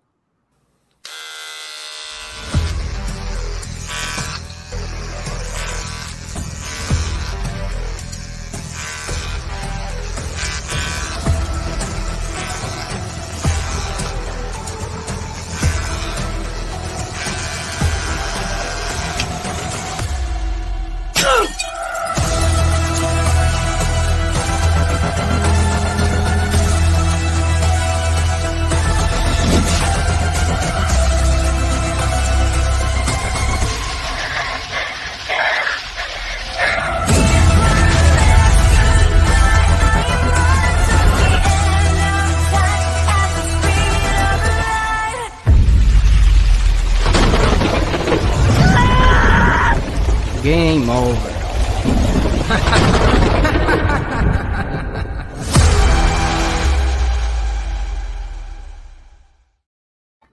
Dude, that fucking music hypes me up so fucking much. Like, game fucking over. That's my new alarm music, by the way. Like, I wake that up and I get up. You know, I get so hyped up. I wake up during the day and I turn my alarm off and I go back to sleep for an hour because I'm sleepy. But for that for that moment where like I walk to my alarm and turn it off, I'm like, man, I really should wake up and do some work. But I don't because I'm a piece of shit. But regardless, Jonathan Hedricks has a really great campaign going on right now, and he sponsored the show tonight, and that's fucking sick and awesome.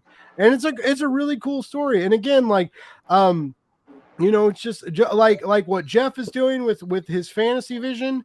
He's making it modern. He's making it fresh. He's making it unique. Like Alston and Sarah are doing with their sci-fi fantasy vision, making it modern, making it unique, making it just easy, relatable. Like, check out this superhero comic. Like, what the fuck else are you gonna do? What are you gonna do with your fucking extra $15? You're gonna die with it in your fucking pocket and be buried with it? No, like, fuck you. Spend the $15, buy Jonathan's fucking comic, and die broke like the rest of us. Jesus fucking Christ. Anyways, what's up, Chuck and Sean? How's it going? You guys have a comic called Belial that's hilarious that we need to talk about tonight. It's so fucking stupid funny. Thank you. Before we do that, though, this is a Chuck takeover. So, Blake, you got to shut the fuck up for a minute. All right? Thank you. Sarah, Alston, Jeff, you guys, I need to ask you guys a question. Did you ask to be here tonight, or did Blake beg you to come here tonight? I begged. No. I told you to shut the fuck up, young man. You guys, did you ask or did he ask? I posted that I wanted people to put me on their podcast, and the Blake man hit me up. That was it. So, okay. But so did every other podcast I'm on, that's how I got on too, to be fair. Right. Which is like 8 other podcasts. So Everybody's cool. Congrats. Austin and Sarah, what about you? That's a Sarah I question. was working up, I was working up the courage to ask, and then was kindly invited. And then I was like, "Oh, good, Okay. the introvert in me's happy. I got invited. I don't have to ask." Okay. Well, That's why I put it out there like that too. I don't want to ask. good. I fucking asked to be on here, and I asked for my wife to be on here, and I asked to be on when it was for Cthulhu. And the reason I asked is because this is a good fucking show. So Blake, you got to stop with this imposter fucking bullshit, because it's only going to be cute for so long. You're fucking good. We fucking like you. Shut the fuck up and then have a good fucking time. Okay, buddy? All right. With love and affection. Your own imposter Signed. syndrome. Yeah, we're total love and affection. Yeah. Just a very polite letter shot through your heart with an arrow. On that note, let's David says it's not my fault when I get flustered. That's a good segue. That's a good segue. Your imposter segue syndrome. And then promiscuous time traveler, dude, buzz baby. I'm always happy to have you on. Thank you so much. Yeah. And Mariella, hi Sarah. Sarah's got a fan. It's my aunt. Oh, Nice. all right. You know what's funny? My family does not do. All right. To be fair, my dad sometimes is interested in doing the show, but then reminds me of like, I don't know how to make my phone do this, and I'm like, that's fine, Dad. Don't worry about it. It doesn't matter. But yeah, so. My family is sometimes interested, but they're also like, we can't figure it out, which is funny because like all I do is post links to anything and like click here to watch my show. Click the link, and if anything pops up, say yes. I'm going live in 5 minutes. Here's a selfie. Like, what link do I click? Where anyway? But fuck it. Yes. Chuck, you're right. I do need some self-confidence that We love you, buddy. We I'm love not good you. at. I'm not great at it, man. I'm weird. I'm a weird fucking chubby. I'm a weird squishy white marshmallow guy. Yeah, trust me. From I don't know what to squishy do with marshmallow myself. weird guy to another, you're good people. Okay. There's so much white on this show right now. We're all just like we're all just white, uncomfortable people trying to like get comic book news out there. I don't know. No, I know. Hi, hey, what's up, Chuck and Sean? You guys have a comic book called Belial. Best segue ever. Yeah, right. I'm the fucking king of segues. I segue the fuck out of shit. No, I love this comic book. It's like fucking it's Always Sunny in Philadelphia meets the devil. And you know, like we're just trying to like run this bar, and you got other fucking problems you want to like bring into our life. It's so fucking funny, and in a weird way. In a way that like gets people it like makes people nervous, right? Like it's like are we allowed to make these jokes anymore? Like, and I love that. I love that you guys take that fucking risk.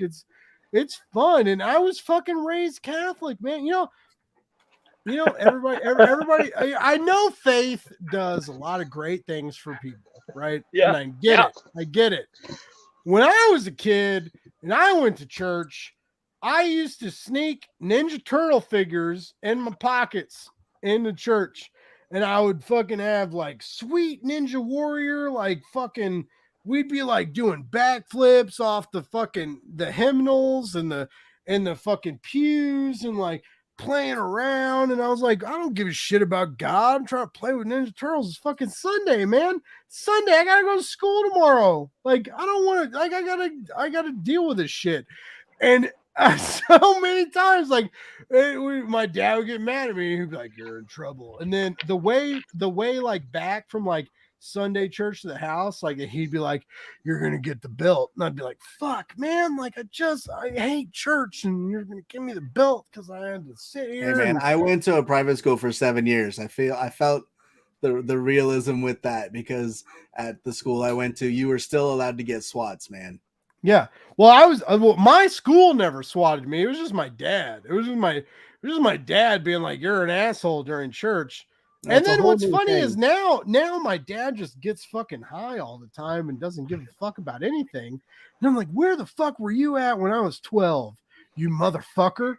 Like, you were fucking giving me the belt and doing, we didn't have dabs. We didn't have dabs when I was, maybe that's what it is.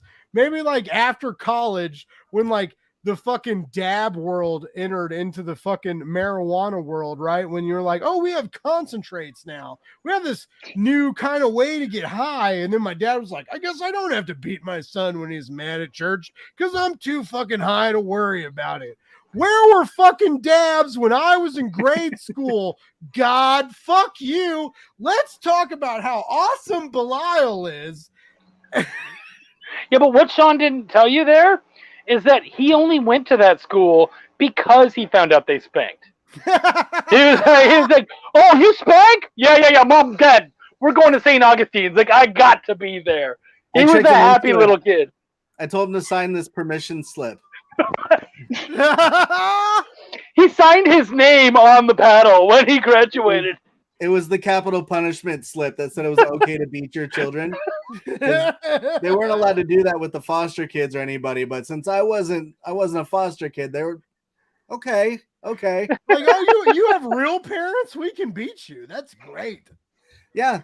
So it was really cool. Like when the strange principal guy that I didn't know very well told me to take the wallet out of my back pocket, put my forearms on the chair and my head against the back, and got that cricket bat with the holes drilled in it. Yeah, that was fun. That's fucking amazing. That's funny because there was an internet moment for me, right? When it was,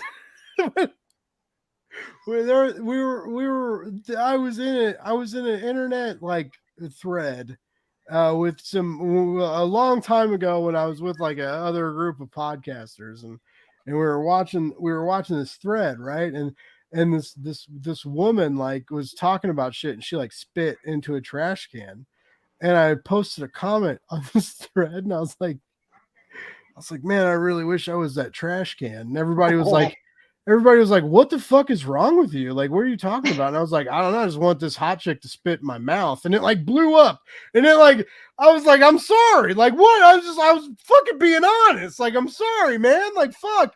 And you know, anyway, and that reminded me of Belial, because when we talk, like, look, this Link, like Link is this fucking little like pervy little fucking like bat motherfucker is like, he's like, step on my neck, kick me in the balls, like step on me with your heels. And I was like, motherfucker, if I don't fucking just attach to this motherfucker, like I am just like, I am just here for it. Like, I'm just here for this little guy. Like, I was just like, I loved it.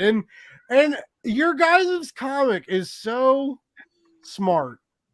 It's so smart. It's there's so much shit going on, but there's also these like really big moments where we all kind of attach to that, whether you were, you know, raised in the faith or don't believe in the faith, or there's this huge realm of like ways for your audience to attach to you.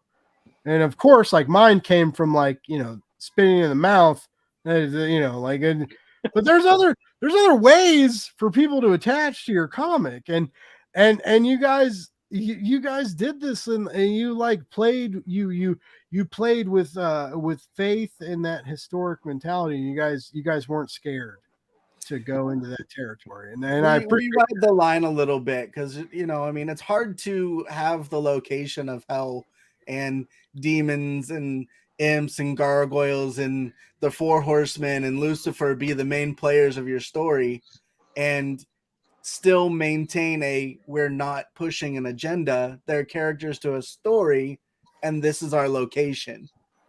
Yeah.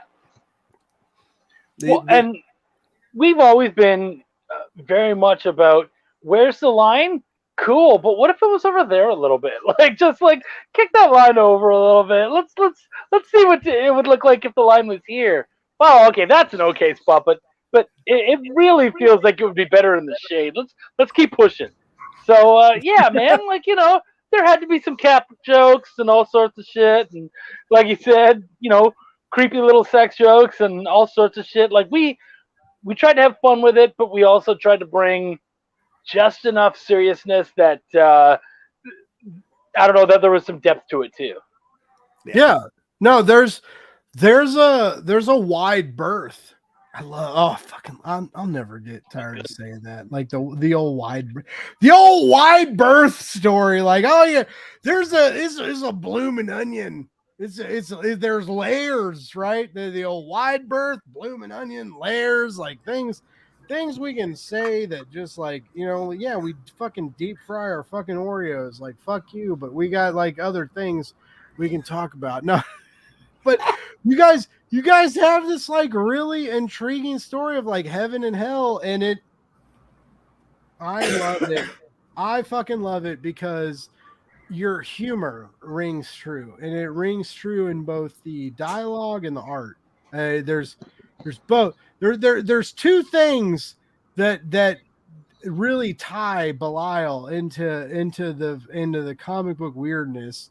And you know what I really love? I love it when it gets really fucking violent and weird, and then like all of a sudden there's just like naked chicks, and there's fucking boobs, and there's ass, and and you're like, what the fuck just happened?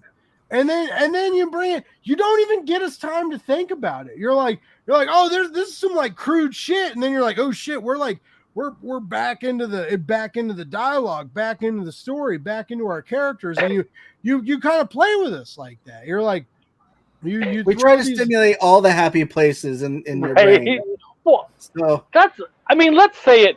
So when I wrote the book and when we started developing it and whatnot, we send it off to the penciler Greg Warrencheck, and he starts sending us pages back, and on like page 6 or 8, there's a nipple.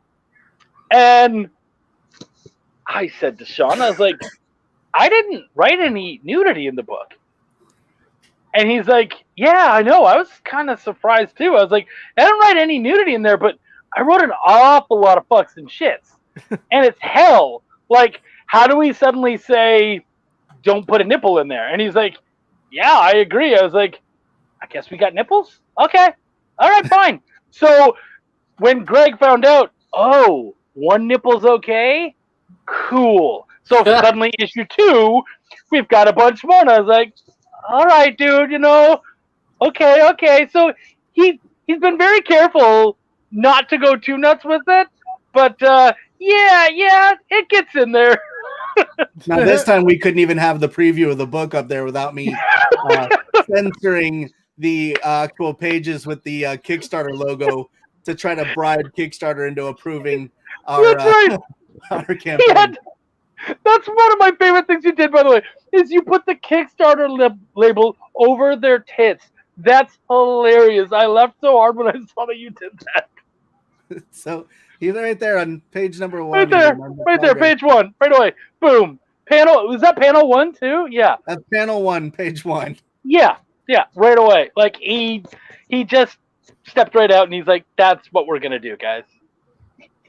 By the way, fuck you and your fucking gifts, because I just thought my computer was crashing for a second. I'm bringing this up, and like shit's changing. I'm like, we're about to go down. Like here goes Blake's Buzz. We're done. We're fucked. If you scroll down, you'll see the regular pages without all the fancy. We just wanted to include the process so people know,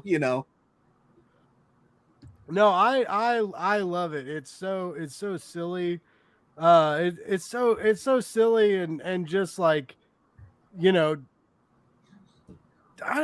hard. Belial is hard to explain. Like if you guys, if someone asks you like, hey Chuck, what's your comic about? You're like, well, there's this guy and he like kind of had a tough upbringing in hell. And you're like, wait, what? And he's like, yeah, like in hell, and he like had to like hide stuff, and now he's like he's coming back. He's coming back. He's gonna like take it over, and like all these things that he has to like defeat and overcome, and none of them are the devil. it's like all this other shit. We're gonna get to the devil Oh yeah. later, you know. And what kind of issue length are we talking? Because like we're at 3, right? And like 3, we're coming. What is that? 4, 5? Yep. Each 4. issue of Belial is 32 pages as per like versus the standard 22. So we give a little bit more room to breathe with the story. And because we're offering the black and white versus color, so we wanted to make sure we were able to do something to make it worth the, valuable. And the whole arc of Belial is actually going to be just the 4 issues. Okay. Yeah. I love this. I love when we kick the shit out of this angel, by the way. We can't really talk about so these guys sent me issue 3 and we put a dick punch right there. Yeah.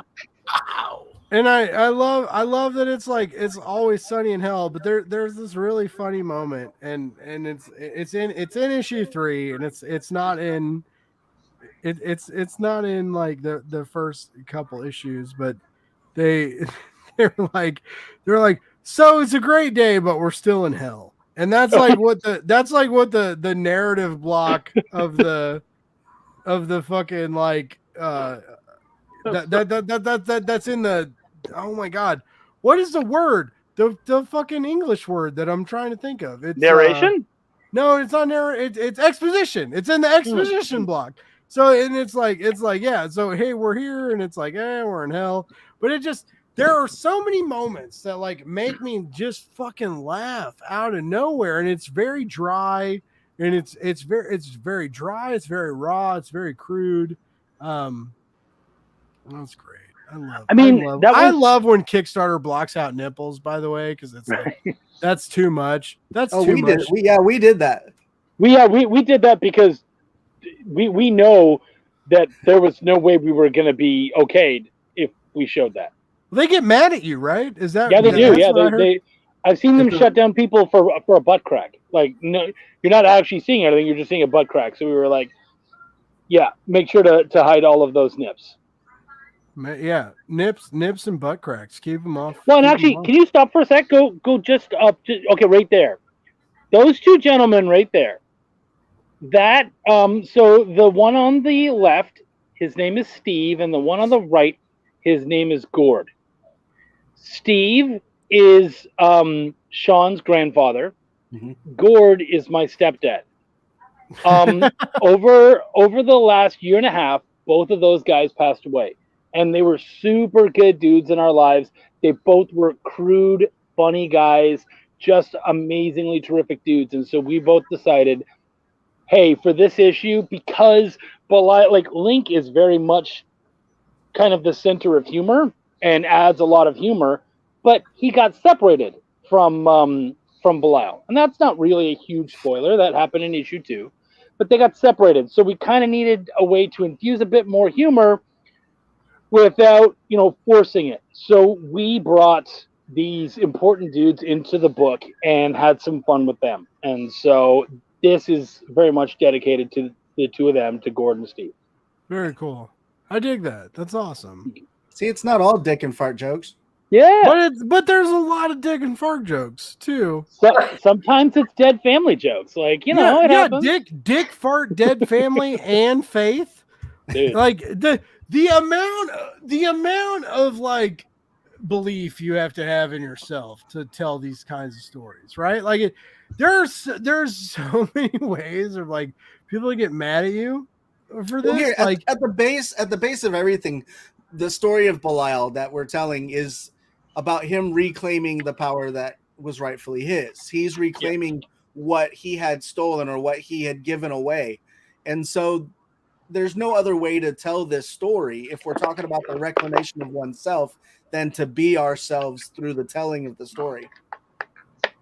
Okay. So what's the challenge when you tell these stories of like what to put in yourself and when to take it back and take a step back? Like, is that tricky? And Chuck, you're an editor, so like you do you kind of deal with that in other people's stories too. Yeah. So does that affect your own storytelling? Do you ever I mean, fuck it, we're here. Like we're here. We're here. Things are weird. Like you ever cock block yourself? You're like, oh shit. You know what's great is that I What's don't great as is you much. cock block yourself. I don't as much because Damn it. I'm like I have editors to do that for me. So let them, between Wendy and Sean. No, I'm gonna go a little fucking nuts, and you guys hold me back. Like let me know when I've gone too far. That Catholic joke I threw in there, I really expected one of them was gonna be like, I don't know, dude, and they let that one slide, and I was like, oh shit. All right, come on. I kind of think you needed more Catholic jokes. Like, just me. I agree. But no, I love it. The art is fun. It's dirty. It's quirky. These characters are fucking silly. The backstabbing and the weirdness of the plot and how it goes about the narrative and who's getting backstabbed and who's not, and it's really smart. It's really funny. I was really, you know what, Chuck? I'm not gonna lie, man. I was really fucking excited. We've talked a couple times, and I didn't get to read your comic, and I was really excited to like see what Chuck Pineau's comic was like in real life, and it didn't fucking disappoint, buddy. Like it didn't. It laid it down. It made it weird. It made me laugh. It made me chuckle. Like, you know what? Life fucking sucks, man. Like it really does. Like I have a pretty good life. And my job is okay. Like it'd be way better if I made like more money. But like, doesn't everybody get to say that, right? Yeah. So like I have a job that allows me to have time to get to do what I do with Blake's Buzz, and I get to meet these creatives, and I get to talk about this shit, and Belial did not disappoint, man. It made me laugh. Like I said, like we talked about earlier, like it fucking made me laugh about like my dad beat my ass fucking when church went bad, when I like couldn't fucking pay attention and aggravated him. Like you made me laugh about that. That's weird. That's weird, man. You're thanking me now, too. I am. I need you to like it. Thank you. Thank you for your dad beating your ass with the belt on Sundays. Like, thank you for enjoying it. I never got hit with the buckle. Just so I know everybody's thinking that right now. Like, did you get the buckle? Like, no, I never got the buckle. I just got the regular leather bit, and I had to bend over, and he smacked me on my ass a few times, and it never hurt that bad. It was the process, right? It was like the dehumanizing process of like the whole thing. Like it was like he never like beat the shit out of me. Like I'm sure all of you were like, we're gonna go on Blake's Buzz tonight and talk about our comics, and we're gonna end it with like Blake talking about getting his ass beat by a belt from his dad when he was in grade school. I'm sure all of you knew that this is how the show was gonna go, but no, it just like. It's like, yeah, I got in trouble, right? We're opening gateways. We're opening gateways. Yeah. Blake. Yeah, I like how he sandwiched the show in beatings. Like he opened with the fucking bouncer beatings, and now he's gonna end with, by the way, Dad kicked my ass too. And I'm like, oh, okay, that's beautiful. That's a beautiful thing. That's what readied me for like effectively I lived my life as a pinata. I used to yell at buff college kids when they tried to hit me, and they were like, fuck you. And I was like, you think that hurt? My dad used to whip me with a belt every Sunday, motherfucker. No, that never happened. It would have been funny if it did. But anyways, I drank a lot of Jameson, ladies and gentlemen. I drank a lot of, when I was working at the bar, I drank a lot of Jameson and Tito's vodka with Red Bull. And that's what made me defeat God, basically. Blake's God of War. Yes. But no, Chuck's and my trauma. We had to turn into comedians to be able to cope with all of that stuff. So exactly. We're helping other people too. We know we're out there. I just hope people come on my show again next week. That's all. Well, didn't you say always something about a scared. big show next week? Yeah, let's talk about that. Hold on, let's get the. It's almost like I've done this before and I know how to segue. Oh man, Chuck, you should be on my show more. Like I'm on, buddy. Co-host me.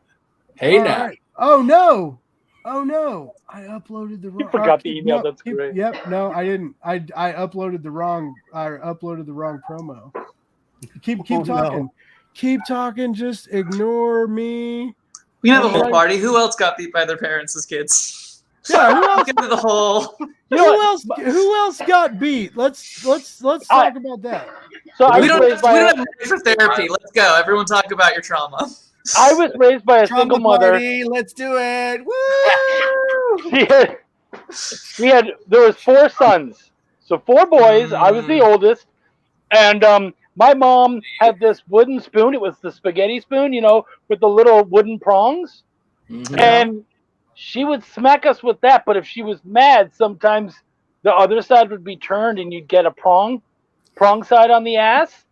And my joke has always been, she was pissed when a prong came off. Because I'll tell you, by the end, it was just a flat spoon.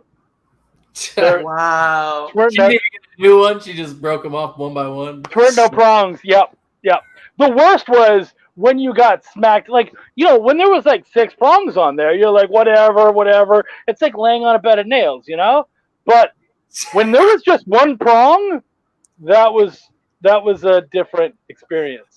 What's funny is I got my ass beat real hard one time from my mom. She broke a metal spoon on me. And it was like a traumatizing experience when it happened when I was a kid. And like now we joke about it at like Christmas brunch. And my mom's like, oh, remember that one time? And I'm like, yeah, I fucking totally remember that one time. Holy shit! You're like, I will have scars forever. Although honestly, I'm just impressed with her arm. Like, you survived. I'm just proud of her arm now. Well, I mean, I did survive.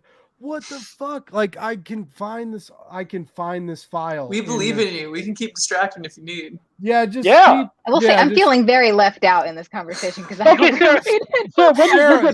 Sarah, bring it in and get weird. It's good. You're over here like, my parents loved me and never smacked me ever. About your loving household, Sarah. Yeah, the garden in our front yard. Wasn't it nice to have parents that love and adore you? No, isn't it great to have parents that care? You know what's funny? My mom. Go ahead. My mom hates when I tell that story because she does. She loves us so much. She is so supportive. She's always one of the first people to support the book. She supported all of our books and whatnot. She's amazing. But every once in a while, I'll tell that story. She's like, "You make me out to be a monster." I was like, "You were a parent. Like, you were a parent in the fucking 80s. Like, that's what happened. Like, that was normal. Don't even worry about it." That was the average. That was just what everyone was doing. Except for apparently poor Sarah, who didn't get beaten. I feel bad for you. Yeah, I feel bad. What is this new parenting style? Yep.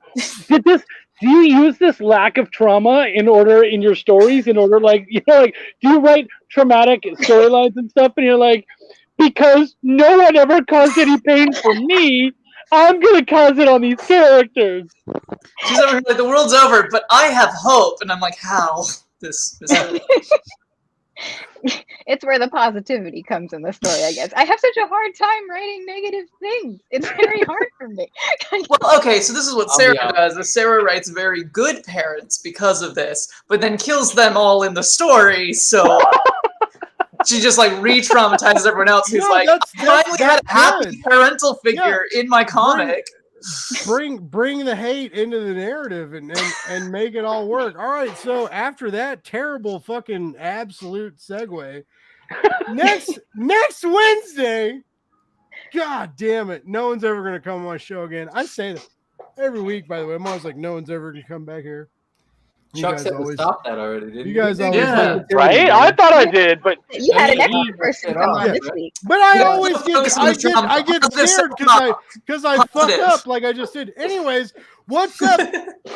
By the Horns, Blake's Buzz Live is Stan Salathis. I'm gonna Wait, have no. the whole By the Horns show from the writer Marcus Anasso, letterer and artist Jason Muir, colorist Steve Cannon, editor Nicole Dandra. We're all going to be live next Wednesday, this same time. We're going to be on here talking about everything that's been going on by the Horns. Last year, this was my buzzworthy #1 comic of the year. And these fucking assholes have their second arc is just as good. I don't even know what I'm going to do for my best of 2022 show. Like it's all the same people. I can't do that. Like I have to have like different comics to like refer people. I don't know what to do. But yeah, so everybody is going to be on from By the Horns. It's going to be amazing. We're going to talk about the current arc. We're going to talk about the past arc. I'm going to give away a fucking comic. I'm going to give away a Maria Wolf variant of the #1 issue. And yeah, that's you know, what's funny is I thought I uploaded that to the show before we all started, and guess what? I didn't. I uploaded the wrong picture. Thanks, Canva. I'm really glad I spend $13 a month on you so that I can do these things. Fuck. Just trying to fucking be professional and shit. I don't know how to be professional, guys. I don't know what I'm doing anymore. It's overrated. Anyway, what's up? You guys got like comics going on Kickstarter? We gotta get that. Yeah. You guys want to back these guys and stuff, or I don't know. Like, what are you doing? Man, no one's even commenting anymore. They're like, "Wow, this guy's trash." No, I'm just kidding. No, nothing's. There's absolutely nothing trash on this show, and if anyone says it, I'll fucking fight them. And guess what? I was a bouncer. I could do that. You know, like, I'll fucking hurt for 3 days, but I might win, maybe. No, the other day when I was telling you to become an actor, maybe you should be a stuntman. Yeah, well, I still don't really understand that. I said something, and you were like, "You should be an actor," and I was like, "Should You got the I?" face for it. You just got that pretty face. You got the glasses and everything. Come on, man. You kidding me? You got the bees and the glasses, and you're really loud. You should just be an actor. That's it. That's it. You project. That's all you got to do. That's all you really need to do. You just project. No, I mean, hey man, whatever pays the bills. Speaking of bills, by the way, I launched a Patreon, patreon.com.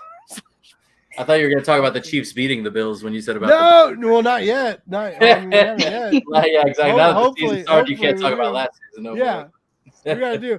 And oh man, I also fucked up because I didn't. I'm doing my first. Wow, god damn it, I fucked this up.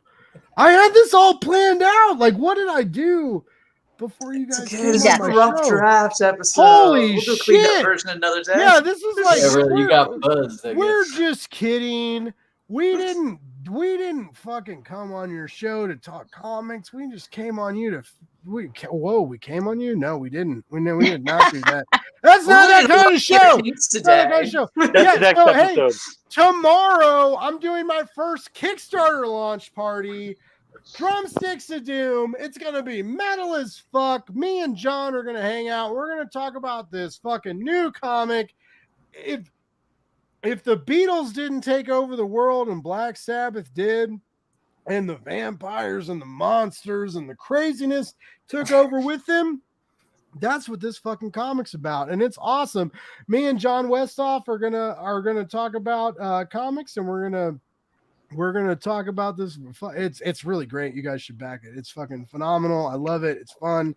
All right, yeah, and so yeah, issue 2 is gonna drop tomorrow, and yeah. And you guys should like tune in. So I'm gonna start doing these Kickstarter launch parties. That's like this whole new thing. I'm just like, the other day I launched a Patreon and a few people subscribed to it, and I was like, what if I really just like hoarded up times 1,000? And then I just went with it, right? And so like I'm doing a Kickstarter launch party tomorrow, right? And then I got a couple day break. And then Monday and Tuesday, I'm doing Kickstarter launch parties. And then Wednesday, I'm doing the By the Horns live episode. And then Thursday, I'm doing an interview with Sally Canarino, and we're gonna talk about her cool stuff with Vault and Cullen Bunn. And like, who needs to sleep? Who needs to like? What am I like? I'm just here. What I'm is just sleep? here to do it. What is sleep? What is sleep? What is worry? What is life? It's nothing. Comics are I will life. say I do highly recommend Kickstarter launch parties. I mean, I really attribute a lot of our early success on our Kickstarter to our launch party. Did you guys? So you guys did a launch party? Did you do it Yeah, yourself, or did you like we get some weirdo like me to hype you up for an hour? we were on Keeping It Geekly with Cody. Oh, nice. Yeah, so we did a launch party with him, and it was extremely successful. It was real fun. We're gonna end this live stream right now because Sarah just brought up the competition, and we can't have that. No, I'm just kidding. Cody's awesome. Cody's I love he's good people. But you know, I'm kind of nervous, but I'm also like, all I fucking do is like talk about comics and hype them up. Like I can't fuck that up, right? You've spent this whole time hyping all of us up to an embarrassing degree, so you're gonna do just fine. Oh, cool. Well, I'm really glad. I'm glad I embarrassed all of you. That's what I was here. That's what I was here to do. I was just here. Chuck left. Chuck was like, "Fuck you, I'm done." Chuck was embarrassed, bro. You got him back in. Chuck could not be precise. Now I gotta let him back in, that motherfucker. No. So all right, so this is the fun part. This is the part where we get to chat because people in my goddamn comments don't ever say any fucking thing. Like everybody's like, "Oh, I have so much fun watching your show." Like, say a goddamn comment. Let's talk about it. They never want to do that though. But no, like what makes a good Kickstarter launch party? Like what did you all think about that? And I mean, if you look at your numbers, I actually don't want to look at your numbers because now I'm like feeling pressure. Because like I'm like, oh, if I fucking do John's Kickstarter tomorrow and they're not at like 7K, I fucked it up. I will actually say I'm superstitious about launch parties. I don't do them. I refuse to do them personally. And that's not Belial 4, you're coming on Blake's Buzz Live. Like we're doing it. You know what? You'd have to break my superstition that way. Yeah. Because I've literally watched some where it just becomes a really bad telethon. Where they're just like, please, somebody, like, spend a fucking $1. Like, it's terrible, and you're seeing no numbers move. Oh, see, I'm not doing that shit. I'm just gonna talk. Oh, you have to. But I've seen some that are one thing that I'm good at is talking, and then there's two things I'm good at, and that's talking and talking out my asshole, baby. And I figure like, you know, like I'm pretty good at hyping a comic. I really am. Like, you know, like I got a good outlook. It's not like anybody was like, Blake, do my Kickstarter launch party. And I was like, yeah, this doesn't look that cool, but okay, I'll do it. No, like, I'm like, okay, this looks like, so, you know, like I can hype some shit up and get excited about it. But yeah, like Sarah and Alston, like what was your Kickstarter launch party experience like that? And speak slowly so I can take notes and write it all down and steal ideas for tomorrow. Yeah, I will fully admit it legitimately took us by surprise how well it went. Like I was expecting what Chuck was talking about and like not seeing the numbers going up at all, and then they started shooting up very, very quickly. Cool. I basically I utilized Facebook's event feature and invited pretty much everyone I know on my friends list on Facebook, and a lot of people showed up and actually like pledged, and I was like, oh, thank you. Nice. People are like following through, and Cody it was again pretty like chill. We were just like talking about Glitch. We didn't even like launch it right when we started. We were just kind of talking about the comic at first, and then we kind of launched it midway through. Yeah, John's launching it like 9 a.m. tomorrow, and I told him I was gonna lie and take all the credit for when we do the live. I'm gonna be like, they're already at $1,000. Thank you, ladies and gentlemen. Blake's Buzz Live. We did it. We got these motherfuckers to $1,000. You guys like cocaine? Come hang out. Let's do some blow. Let's get real. Let's get weird. We're doing it. Like I can say anything. Like as you all know, you're like, this guy needs to shut up. Actually, like he says too much. But no, I just it's a new thing, and you know what's interesting is I was talking to some people who do like PR work, right? and they were like, you know, a lot of these people do Kickstarter deals for themselves. They'll do a live stream, and they try and get it hyped up. No one people are doing it, obviously, because you guys work with Cody, but there aren't many people that are reaching out to I hate saying that I'm an influencer because it makes me sound like a fucking twat burger, but like fucking like I sound like a douchebag, but like we're reaching out to an influencer like Blake's Buzz. I'm like, hey, let's fucking party. But you know, like there aren't many people that are reaching out to podcasters and live streamers that already have an audience, and they're like, hey, like, can we let's do a little party? Mm-hmm.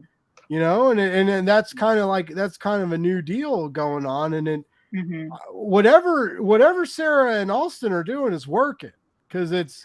Well, I also want to do a lot of credit to, and I'm sure you guys all know, having like run Kickstarters yourself, a lot of it is just that like core community in terms of both like really your dedicated fans, but also like your friends and family. You know, we had the benefit of this being kind of our first Kickstarter, and there was a lot of support from people who are just, you know, friends and family that want to see you succeed, which is nice. Crazy flattering. But you know, it's nice to see that follow through too. When they're but also like family and they say talking about comics for 3 years. Could you throw money at it now? Now we need it.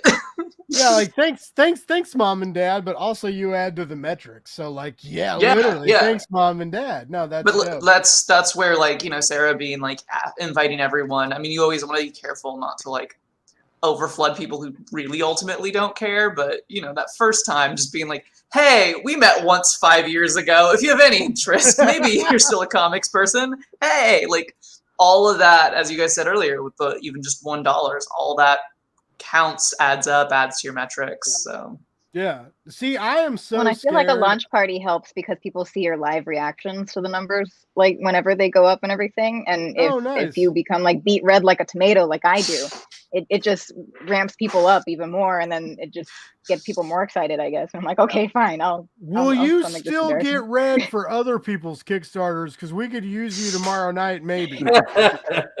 Like, you want to just pop in corner? Like, holy shit! Like, I don't even know who these people are, but I am stoked for this Kickstarter. Like, thanks, Sarah. Awesome.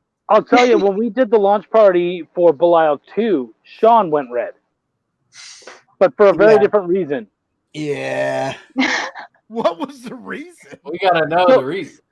So we did something stupid. We had done really well. We had a really good first day. It was at like 1,500 or something. And we were going on this guy's show, and I like contacted the host and Sean, and I was like, hey, it's an event. The book's about hell. Let's do something stupid. Every time the numbers go up, we'll take a shot of hot sauce. And he's like, are you fucking kidding me? And I was like, no, we're going to do this. Like, we're going to go mental. And so we did that. And Sean had this like 9 million Scoville gummy. The Nitro Gummy Bear. Yeah. And by the way, I can, if you guys like don't believe this, or? I can link you to this shit. It's still up there on YouTube. And so we did that, and we're taking shots. And like I said, it was at like 1,500. And somebody in the chat was like, "What if you hit 2,000?" And I was like, "We're not gonna hit 2,000. So fine, if we hit 2,000 tonight, I'll snort a line of the shit." Fuck. Sure enough, the numbers start. All People of a sudden, we hit a lot of money to watch you suffer. Like all of a sudden, we hit 1,800, and I was like, "Motherfucker!" Like just started flying. I was like, "Oh, you fuckers! Like we're screwed." And so Sean's like, "Yeah, man, I'll do the Nitro Gummy when we do 2,000 because you're about to hurt yourself." I ended up doing the one chip challenge and the gummy back to back on that one. And you got hot sauce in your eye. And I got the hot sauce. You guys like shut up, tell them we're Comicsgate. Like tell them anything. I don't want to do this. Like it was a habanero hot sauce too. Yeah. So he's all fucking dude with like Chuck. You were about to eat the chip the other night, but that didn't quite happen. It didn't happen. We didn't quite hit that number. See, man, the internet just lets me down. It does.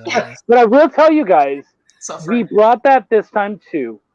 When we fund, show it to them. This is the toe of Satan. It's a 9 million Scoville lollipop. When Where do we you guys fund, find this shit at? we're gonna. The internet's a wonderful place. You should check it out. You order When, it online or do you find it at like 7-Eleven? It's on Amazon, dude. Fuck. Yeah.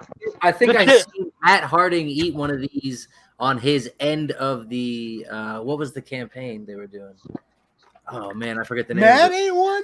Yeah, on like a stream they did for the end of their campaign, not the beginning. No way. Fuck, And then he was Matt. like, "We should do that on stream for your Magic Powder thing." I'm not eating nothing crazy on stream, bro. I mean, I might like hit a bowl off camera on, you know what I mean, like at a number or something like that. I ain't Yeah. do that for this. That's like I drank like a lot of vodka before we started the show tonight, but I'm not putting myself through pain. Oh, dude. Like, I'm I sorry. I had Gary's to do that Gary's live. comment right Live. now. Like, It was brutal. I've literally watched charity streams where people give like $500 in 15 minutes just to make someone listen to like a horrible song on loop. That's crazy. They were like, I "I gotta gotta say I won't do it. you But know that's what more we money. need to song We again." need to start lying to everybody, telling them that like cocaine hurts to snort, and just like you know what? Let's go back to high school. Let's get weird. Like I'm gonna cut these lines. You guys back $1,000. I'm gonna snort a gram, suckers. Like that would but be that was- amazing. That was one of the things that I confessed as I'm pouring hot sauce on my finger to do the line. I said, I'm just letting you guys know I've never done cocaine in my life. And that's a true story. I've never done cocaine. Time out. It's amazing. If you And got the money. So I the would say first part, he missed the good times by now. I went to private school. I went to private school. If you guys actually watched the last live stream, I talked about buying drugs at private school, and that was the whole deal. But anyway, I went to regardless- public school. We couldn't afford it. The Eagle Scouts were the ones dealing drugs at my private high school. So like, yeah, right. Like they're That's how it went. the fucking upper echelon of like our respectable society. Like they fucking like it's like you get your coke and weed from the Eagle Scout. Come on. yeah. They're resourceful. It's in the title. They're like, look, if we're trapped in the woods, we're gonna make some fucking snores. We're gonna fucking make some snorts, and we're gonna roll some joints, baby. If anyone And is this gonna is know what the their Eagle Scouts mushrooms. did. Yep. I'm just glad other people had the weird childhood that I did, because that's what happened to me too. Like I dropped out of the Scouts, but like yeah, like when it started, it was like I was like, what? This is weird. Like we're supposed to we were like everybody we're all gonna go learn to breaststroke, right? That was the deal. Like we're at Scout camp for the weekend, and you're about to get like the swimming patch, right? And they're like, what if you swimming. What if you ditch the swimming patch and we all fucking go get high behind the swimming pool, and like we do that, and it's like, what happened? Anyway, I don't know, man. My dad was there too. It was weird. It's fucking gnarly. I don't know, man. Your dad's the one passing out the weed. It Yeah. wasn't hit. No, he was the one hit. My dad smokes more fucking weed than like I could dream about. It's fucking ridiculous. Their generation came up with it, man. When does I his think he podcast did. start? I think, yeah, right. Oh, dude, They grew up with he it. can't even figure out how to listen to my podcast. The other day, he fucking told me he was like, you like put that on Facebook, and I didn't know that I could just like click on it and you talk. And I was like, are you fucking serious? I'm like, Dad, come on, man. Like, what? You're just like, you just click on it and I talk? Yeah. What? No, oh my God. It's called the play I button. love him. They've had those I for a love while. him. I love him, but like he fucking but also to say, like, I make fun of him, but like, dude, when him and my sister, like, so like back in the day, like my sister used to. So all right, you guys want to hear a funny family story? Wait, So, wait. like, Be careful here. no, I'll be honest. So like back in the day, I just seen House of the Dragon, so I want to be careful what you're. Right? so, We got some Utah shit going on here. So back like many years ago on a 420, Like my all of my family smokes weed, like basically everybody. And when I was younger, my sister didn't do it and hated it and thought we were all fucking losers and fucking anarchists and assholes, right? And so like everybody was gonna come over and we were gonna make like weed brownies, and we have like everybody eats a weed brownie, and then we're gonna have dinner, and like everybody you get a little high on the weed brownie, and everybody gets a nice little dinner, and everybody has like a nice little night, And I'll never fucking forget this. My sister like screams. She's like, "You're all just fucking druggies and you just fucking love weed and ma." And she like went off, and we were like, "Shit, sorry." And now my sister smokes more. My sister smokes more than I do. I don't smoke that much anymore. Like my fucking tolerance is so fucking like I take like a hit and I'm high for like 8 days. That's almost where I'm at now. I really like gummies. I like eating gummies or edibles, right? And that's my hot jam, right? I dig that. But also like when I get high, guess what I can't do? Read. Like I can't fucking read, guys. I'm reading fucking comics. Like I'm reading one page like 5 times. And I'm like, what is happening? I'm like, this panel layout I can't deal with it. And like, and what do I do? What do I do, guys? Every week, all I do is fucking read and talk about comics. So like I play a very fine game of like how much marijuana can Blake consume and still make Blake's buzz happen. It's not much. It's really not. So now, like in the future, like so my sister like smokes weed all day and like plays with her cats and is in a happy land with her fiance, right? That's my sister's life now. But before that, she was like, my whole family fucking smokes weed. They're fucking terrible pieces of shit. I like to bring this up like every dinner we have. She loves it. She really digs it. But yeah, so like we have this like weird deal, and so yeah, like my fucking my tolerance is real low, and I got to be careful. I drank a lot of vodka for this live stream show. You guys probably maybe noticed, right? I'm a little loose. Only because you said it 12 times. You guys may have noticed. But like, I feel like the story keeps changing. I swear earlier it was like a whiskey or something else. Yeah. Now it's what's the story here? Jameson was during the bouncing, I think, right? But yeah, That's fair. I get like worried about like taking a hit. I ate a gummy on a live stream 2 weeks ago, and I kept making jokes about it, and I was like, I ate a gummy, and everybody was like, ooh, dude, like, and I was like, yeah, where are we gonna go? And it ended up working out. But yeah, I get nervous. Anyways, I like. If we ever do like one of these launch parties on Blake's Buzz, you got to eat a gummy on the launch.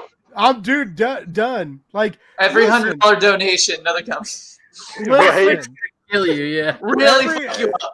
Everybody watching right now, the Blake's Buzz Live Kickstarter launch party.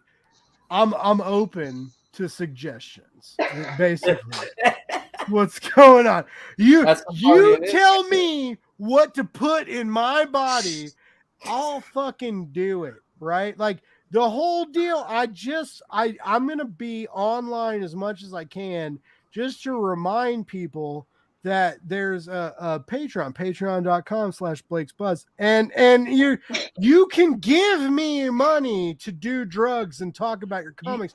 That's all I want, guys. You guys.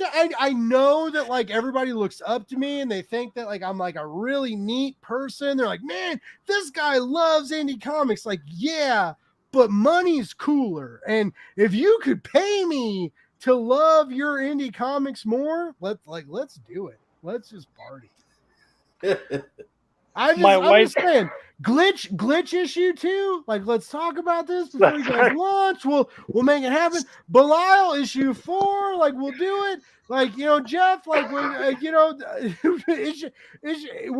about to do issue 3. If you want to come back for issue 4, if you're gonna do like a coloring book 0.5, I don't know, man. I don't know. I'm just trying to get out here and get fucked up and make money and talk about comics.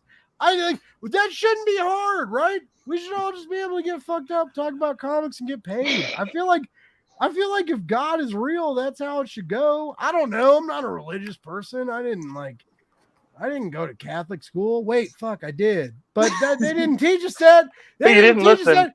They weren't like, oh man, like you've got Father, Son, Holy Spirit, and comic books and short boxes. Like they didn't say that. I don't know. If they did, you might have kept going, you know? I might have stayed. Well, I did keep going, but I just, True. You might have took less ass whippings that Yeah. you didn't want. less ass whoopings, less. Anyway, I don't know. Anyways, guys, we've been going live for a while, and you guys have been talking. You guys have been listening to me saying some outrageous shit, and I apologize. You know what? I apologize, but I also don't apologize because most of you should have known what you were getting. Chuck into told when you came stop on doing this show. that. I know.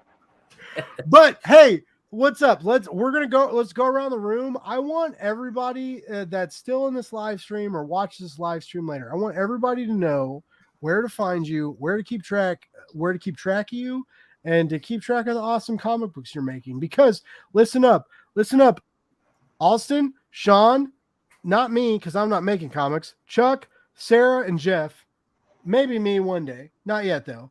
But you're all making really fucking great comics. And as goofy and stupid as I've been for the last few minutes talking about drugs and weirdness, you are all making really fucking great comics, and they are such a joy to read, and they are such a lively experience, and I want more people to find you. All right, so this is the part where you're going to tell us where to find you. Alston, let's start with you. Where do we find you at on the internets to keep track of you? Who does your hair? Because your fucking hair is fucking awesome. Like, just give us all the info. Let's go. I give you all the info. So for myself, you can just find me at Alston Novak on everything: Twitter, Tumblr, Instagram. I guess technically Facebook. I'm not on Facebook. I'm not. But I have a link there that will link you everywhere else. My hair is done at Folklore in LA. Highly recommend. 10 out of 10. It does cost a lot, but it's worth it. Hey, it's worth. It looks. Hey, it looks. Hold on. I don't know. I don't know how to make you. I don't know how to. Oh, I did it. Look at this. It's Glam fucking like shot. shiny and shit. Thank you. I watched it. There's so much. Like, it looks fucking great. It looks so Your head good. is like a foil cover. Yeah. Oh, Really? yes. That's like If I amazing. could tolerate Cover. having longer hair, I would love to have that color, but it doesn't Right? really work with a buzz. I'm glad that everyone enjoys it. It's washed out at this point, so I still like it, but it was like very vibrant when it started. I always start with like because dark, it vibrant looks colors. It's vibrant as fuck right now. Well, and that's what I love. Start with very vibrant colors because as it washes out, everyone's like, that looks so pretty. And I'm like, this is 3 months in and it looks horrible, but I'm glad you like it.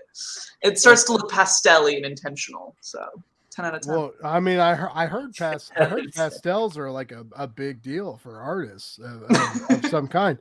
All right, so Alston, Yep. we know where to get our hair done. We know where to keep track your comics. Sarah Landauer, you're connected with Alston. You guys are both working on Glitch. It's a fucking really dope comic. You're both really dope people. You know, I was gonna say, Sarah, do you want to do the actual like comic socials? Oh yeah, like either. I just figured I'd go from one to the other, but like like whoever wants to tell us where to go to fucking keep track of both of you and your future sequential art narrative futures, because we need to know. Because it's fucking good. You guys are making good fucking comics. I want to know. I want to know where to keep track of you. Like, let us know, Thank you. Sarah. What's up? What's going on? Thank you. The easiest way is wastelandcomics.com because we got very unlucky with social media handles and availability when we got started. Twitter is at glitch_comics. Instagram is at wasteland_comics. Facebook, Wasteland Comics. So that's that, but all of them are linked on our website at wastelandcomics.com. So That's the easy way. We wanted to have them all the same, but Wasteland Comics was taken on Twitter. So those motherfuckers. What about actual Kickstarter? How do we access your Kickstarter page? We have a link to it on our website as well, and in all of our bios on all of our social media pages is the link to our Kickstarter. Because it's a long URL, kickstarter.com/ Yeah, I don't think we got a vanity on that one. Yeah, it's /project/SR Landauer /glitch 1AYA post-apocalyptic solarpunk comic. Hey, rewind the audio, ladies and gentlemen who are listening right now, ladies, gentlemen, and others, and fucking go to that website and go to all their other websites, follow them, like them, subscribe to them, back their fucking Kickstarter. Glitch is fucking awesome. It's so good. It's so good. You are both so fucking talented. You're so fucking like, I could talk to you both all day. Like you would you would get tired of me after a couple more hours, but I'm just saying I could talk to you both all day. I'm really excited for your comic, and I'm excited for any future endeavors you both do. I hope you both keep Blake's Buzz in mind. If you don't, I understand it. I'm not for everybody, but both of you are you're welcome here anytime. Any future projects you have or future issues of Glitch, like I'm happy to have you back anytime. Honestly, you're both amazing. You're both great people. You're both super talented. I love the art. I love the writing. I love the characters you guys have made. And I wish you the absolute best. Honestly. You're great people too. Okay. This has been so much fun. This has been delightful. Thank you for having us. I'm glad. I'm glad. I'm always nervous. But yes, anyways, everybody check out Glitch. It's amazing. Next up, we've got Belial issue 3, which is also I know like how much ass can I kiss in one episode? Who knows? But like Sean makes really fucking hilarious art that just it's like when you used to draw dicks on your desk in grade school, but like better, right? And like I feel like I just offended you, and I don't want to offend you, but like it's funny and it's humorous, and fucking Chuck's writing is so funny and humorous, and Chuck gets life, and Chuck gets art, and Chuck gets faith, and both of these creators like come together in this weird way to make this really entertaining world that we're very comfortable with. But they make us laugh about it, and that's Belial. We got 3 issues of Belial. Issue 3 is out right now. You can back up the issues. You can get 1, 2, and 3 all together. You can get digital. You can get physical. You can get immaterial and go like real faith or weird shit, right? We can give us money and just believe the book is there. You can just give them money for no goddamn reason. The same with me, by the way, because I launched a patreon.com/BlakesBuzz.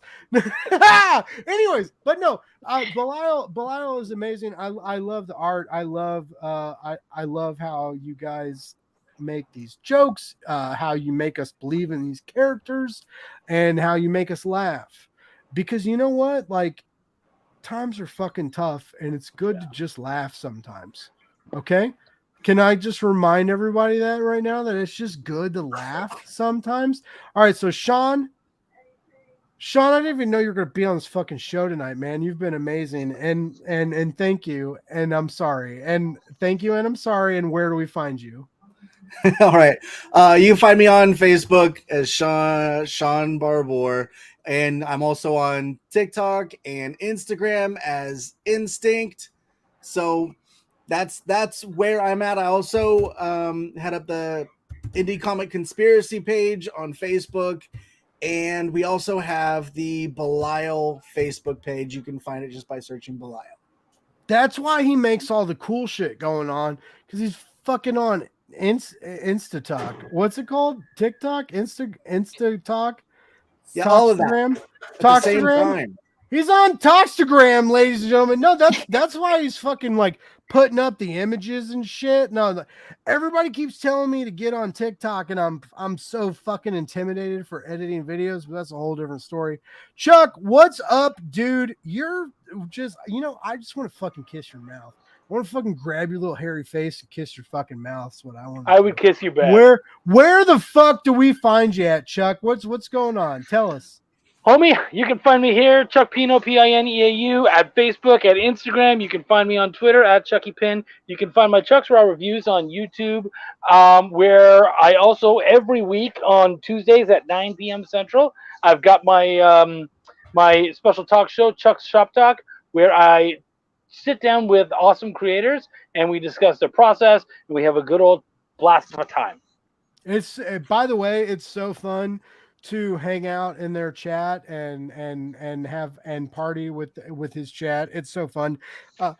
He has great guests. They're so funny. You learn a lot about comics. You learn about a lot about great campaigns to back and all that good stuff. And last but definitely not least, we got Jeff Schiller. Jeff Schiller's here. He has this fantasy mafioso. Amazing. Oh, it's so fucking good. I hate you how good it is. Jeff, you motherfucker. You son of a bitch. You terrible bastard. Why did I have you on my show? I don't even know. Where do we find you, dude? Your fucking comic is so goddamn good. If you guys don't back this fucking comic, I'm just going to delete my fucking channel. I'm going to delete my goddamn YouTube. I'm going to delete my Twitter. I'm going to delete my social security number. I'll delete every fucking thing. I don't even care. Back this guy's fucking comic. It's dope. Where do we find you? Sorry, I got a little amped up there for a second. I'm gonna hold you to all of that. So anyway, you can find me at Jeff Schiller on Instagram, Twitter, without the A, on the old Facebook gimmick that I don't use. Well, I guess I use it, but it's literally just me posting tweets and links to Kickstarter that you can just get that on Twitter. So yeah, that's about it really. Magic Powder is on Facebook as well. So if you want to follow there, if you're a Facebook fan, it's just a page of Magic Powder. I think there's like 80 people follow it. I think none of those people come back to it. So whatever, you Facebook cats. As far as that goes, what else? I have a YouTube channel I don't use called Be Kind Rewatch. I think it's like 16,000 subscribers. Also no backers from there. What else? So yeah, it's pretty much just Twitter. That's where I'm at all the time, pretty much. And if you're on Twitter and you ever said the word Kickstarter, I probably followed you at some point, and that was it. Really. Well, all of you are just fucking neat people. That's all I gotta say. I've kept you all so long. I know it's getting late. I know it's getting weird. And tomorrow's fucking Thursday. Tomorrow's not even Friday yet. Like, God, why the fuck do you guys do my show? Like, I should maybe switch my show to Thursday, because at least like after dealing with my bullshit, you can like wake up tomorrow and be like, fuck, at least it's Friday. But does anybody else have anything that they would like to shout out or let people know about, or anything else, or something weird? Yeah, it's something really big. Chuck's OnlyFans. I do. Well, yeah, besides my OnlyFans, what I would really love for you guys to do is go to patreon.com/BlakesBuzz. Send the guy some fucking money. All right? Just get him up there in the cash, and yeah, let's make that happen. Get me paid, baby. I told everybody as a joke, I'm really trying hard to, I really want to do, it's so stupid, but like Unbelievable is a really good name for a podcast, and I love manga. I've recently like stumbled into the manga world, and I love it, and I keep trying to find co-hosts for to talk about manga, and everybody's like, man, like I could maybe do like one day a month. Like I got kids, like I got a wife, and like they're mad at me. Remember though, I'm already. We talked about it. It's not manga. Remember? It's manga. Oh, you have to hold out your pinky and everything. It's manga. It's manga. That's manga. It's mini mangas. But I love manga, whatever the fuck you want to call it. Comics is fun. And this is it's a great sequential narrative adventure, and I would love to try and get more people, because I recently in the last year, like I bought the Akira box set. Fucking blew my fucking mind. Then I fucking read Chainsaw Man. I was like, what the fuck is happening? I have stumbled into so much great storytelling of this medium that I wasn't comfortable in, that I didn't think I was interested in. Like, guess what? It's good to be fucking wrong sometimes. Anyways, if you give me $500 a month, I'll do this by myself, even if I can't. I made it as a joke. I'm sorry, but no, I really do want, like, some people have told me they're like interested in it, but like no one can commit. Anyways, I don't fucking care if that doesn't happen, whatever. But like, I actually, you know what? I don't care if anybody gives me money, because you know what? I love fucking comic books, and I'm gonna keep talking about them. So even if you guys don't give me money, guess what? I'm gonna be here next week talking about it. And all these people, Alston, Sean, Chuck, Sarah, Jeff, these are such wonderfully talented people that are great online, that are willing to talk to their fans, that are willing to talk to people that are interested in backing their comics, that are willing to fucking deal with fucking my bullshit and come on my fucking live show. Like, all of you are awesome. All of you are so talented, and I'm just excited that I'm in a place in my own world where I get to talk to you all, and get to talk about the stories you're making. And I know I get cheesy, and I'm sorry I get cheesy, but I believe that 110%. And I want the best for all of you, and I want you to keep telling the stories. And if I can afford it, I'll back you on Kickstarter. And if not, I'll have you on my show, and you can send me a digital copy for free. Anyway, everybody, this was awesome. I appreciate it. Thank you so much. Sarah and Alston, especially, like, thank you so much for rescheduling with me. Like, thank you. And I'm so glad we got to talk. And like, all of you, like, you know what, everybody, I'm gonna tell you something real quick. Yeah, I know I've told you things. I've told you things all night. I'm gonna tell you again. These fucking people have really awesome fucking Kickstarters.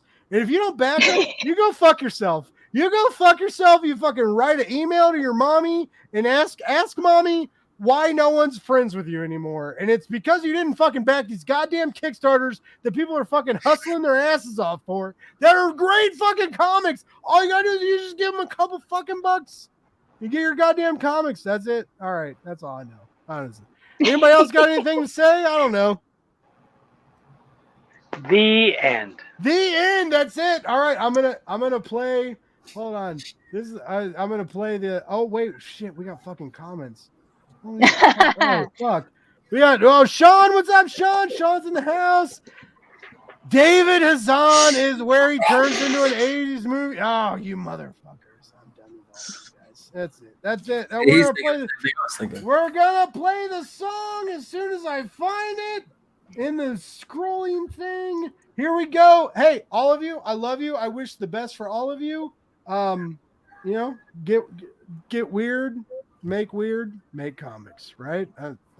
Actually, the actual slogan, if you want to buy like my T-shirt or anything, is I don't even remember. What is it? Is like it's catchy. I know that. It's super catchy. It's like love. Oh yeah, love more, hate less, read comics.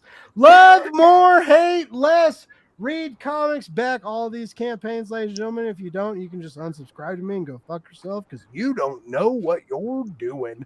Good night.